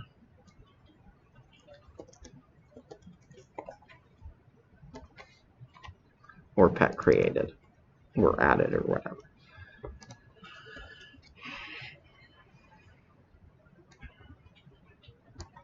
So that would replace those two lines of code. We'd say, use the database to insert the record, and then send a response back to the client. All good? And one thing to note here, that await is kind of important. If I don't include the await, it will go ahead and immediately send the response, even though it hasn't successfully added the record yet. But if I do await, it's going to say, okay, hold up, I'm not going to send the response until I've actually done it. So that just means that you're not sending the response prematurely. There are cases that it turns out that sometimes for performance sakes, sometimes we do actually send the response prior to being inserted. It's kind of a dangerous thing because it's like, well, I've indicated that something has happened and it hasn't happened yet. So we typically would put an await there. Okay.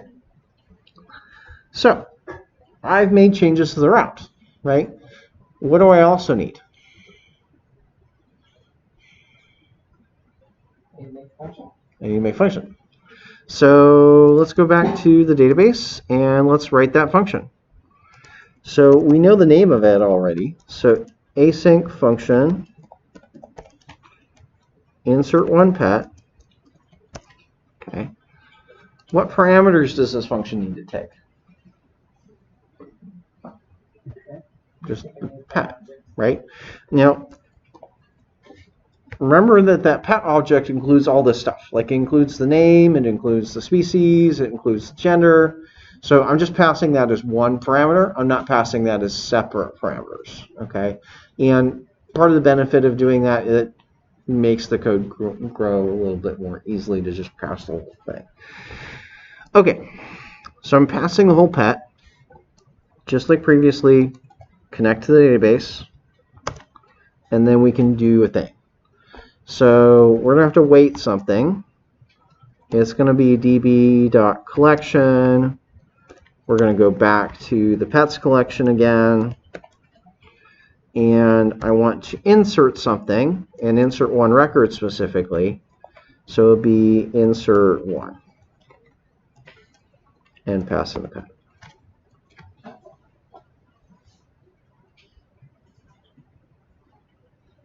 Is that easy? Huh? Yeah. That's a pretty easy one.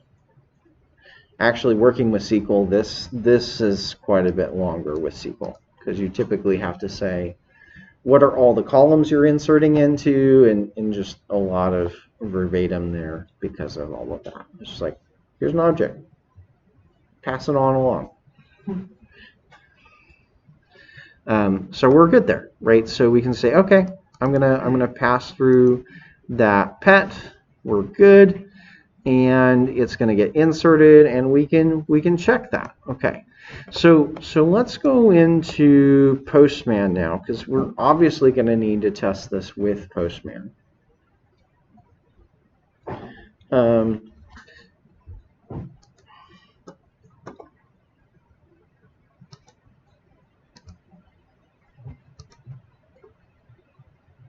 We go to pet adoption, and I actually previously saved this route, although I think I'm on port 5001 instead of 5000. So HTTP localhost 5000 API pet new. This is a put request. And so remember, you want to go into body, form encoded, URL form encoded, and we're going to pass in these values. So I'm going to pass in the name, the species, the age, the gender. I'm going to hit send. Insert one pet is not a function.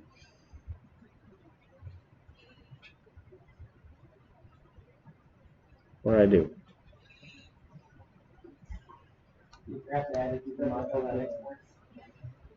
You're both right. So let's fix that. One hint that you can see here, if you look at my code, you'll see that it's kind of grayed out. Anytime you see grayed out code like that, that means it's not being used. And so that's kind of why that is. So as soon as I export it, you'll see that the color has changed because it's now potentially being used by another file. I say potentially because it doesn't guarantee it, but it just, there we go. So pet inserted, and if I go to list the pets this time,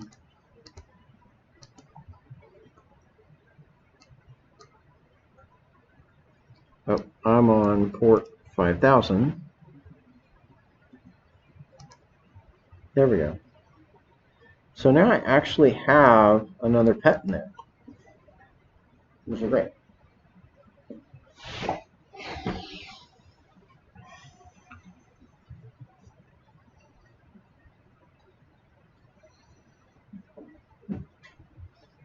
So remember what we talked about, remember one of the diagrams that I talked about there and how the board several times yesterday. I had had this idea of what are the layers that we're working on, right?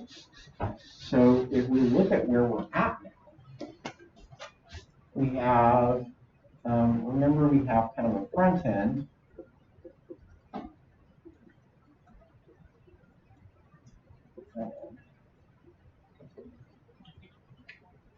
We have back end.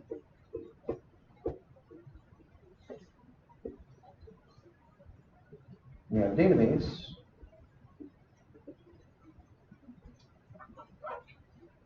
Right?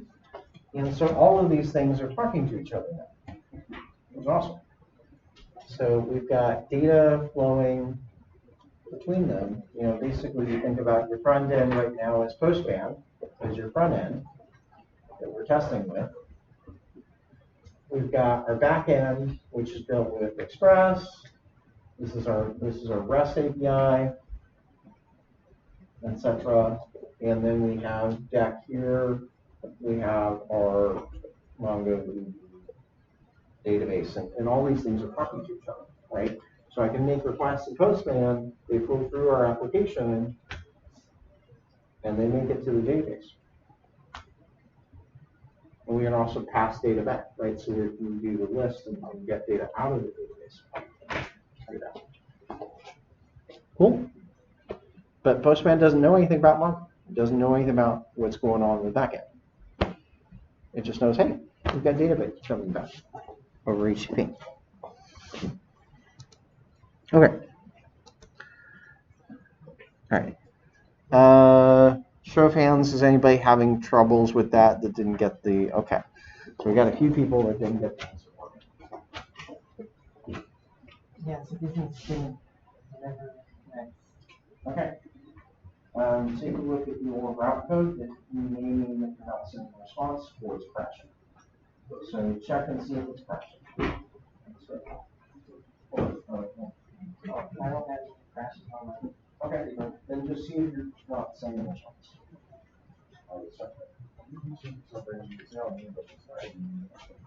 Okay.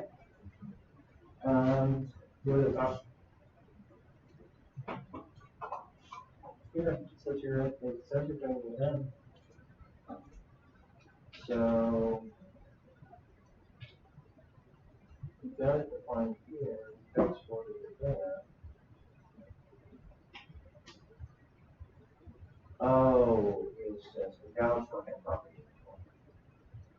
Because it needs to be colon in on the tables. Yes. Okay. Okay, so when display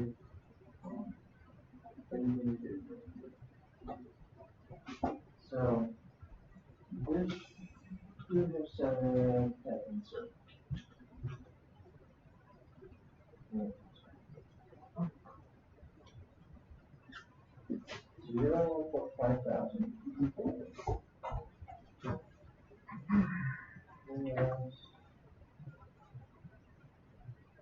Where's your route to play?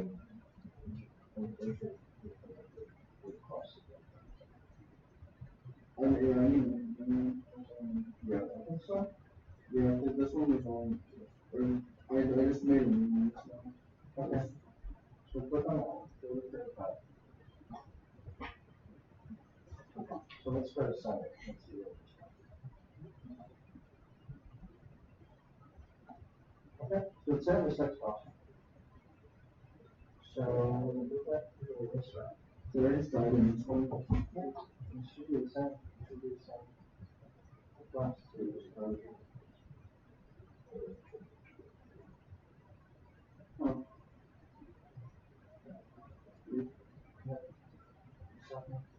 It worked that time.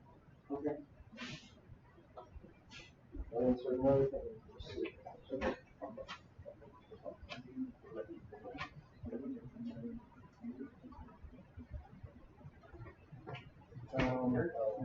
yeah. Yeah, let's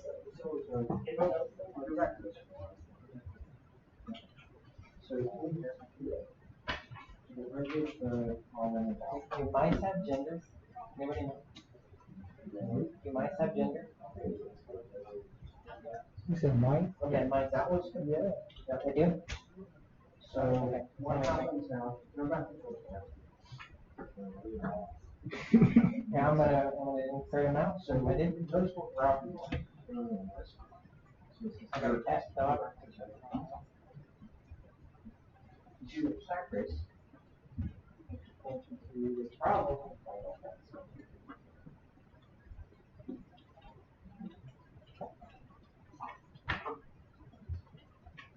Oh, it was like no idea.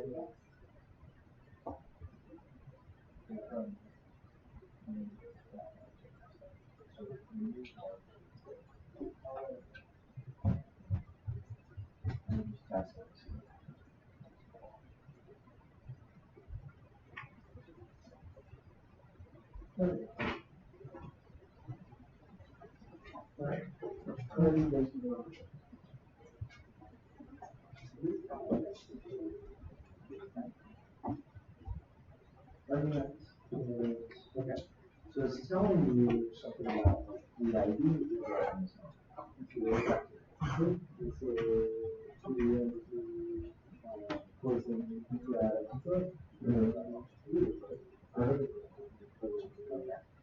so it's basically looking like me and this down. Oh, it's moving. It's moving. But it's giving me, oh, you want to have it. So that's the way, let's see if it, let's do that to the side. So, exactly. So, you get that. So, I have passed the,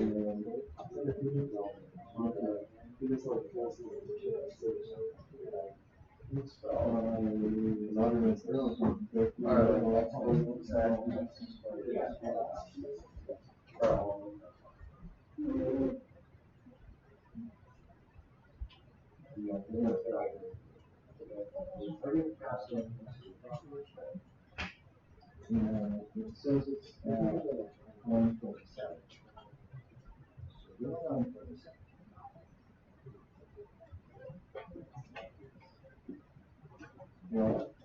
So, see it's getting on the other one. Okay. The next thing that it's doing is,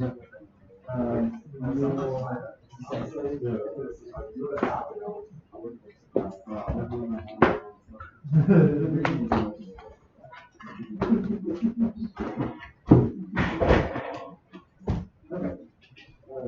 Yeah. Okay. So we're mostly there. Right? We've got two routes that we went through. Right? We either do so a copy route and so a read route. I'm going to ask you to do both of those overnight, and we'll come back and we'll talk about the next piece. So go ahead and finish those two routes on the copy route.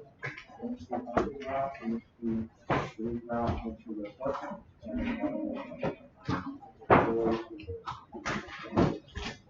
Okay.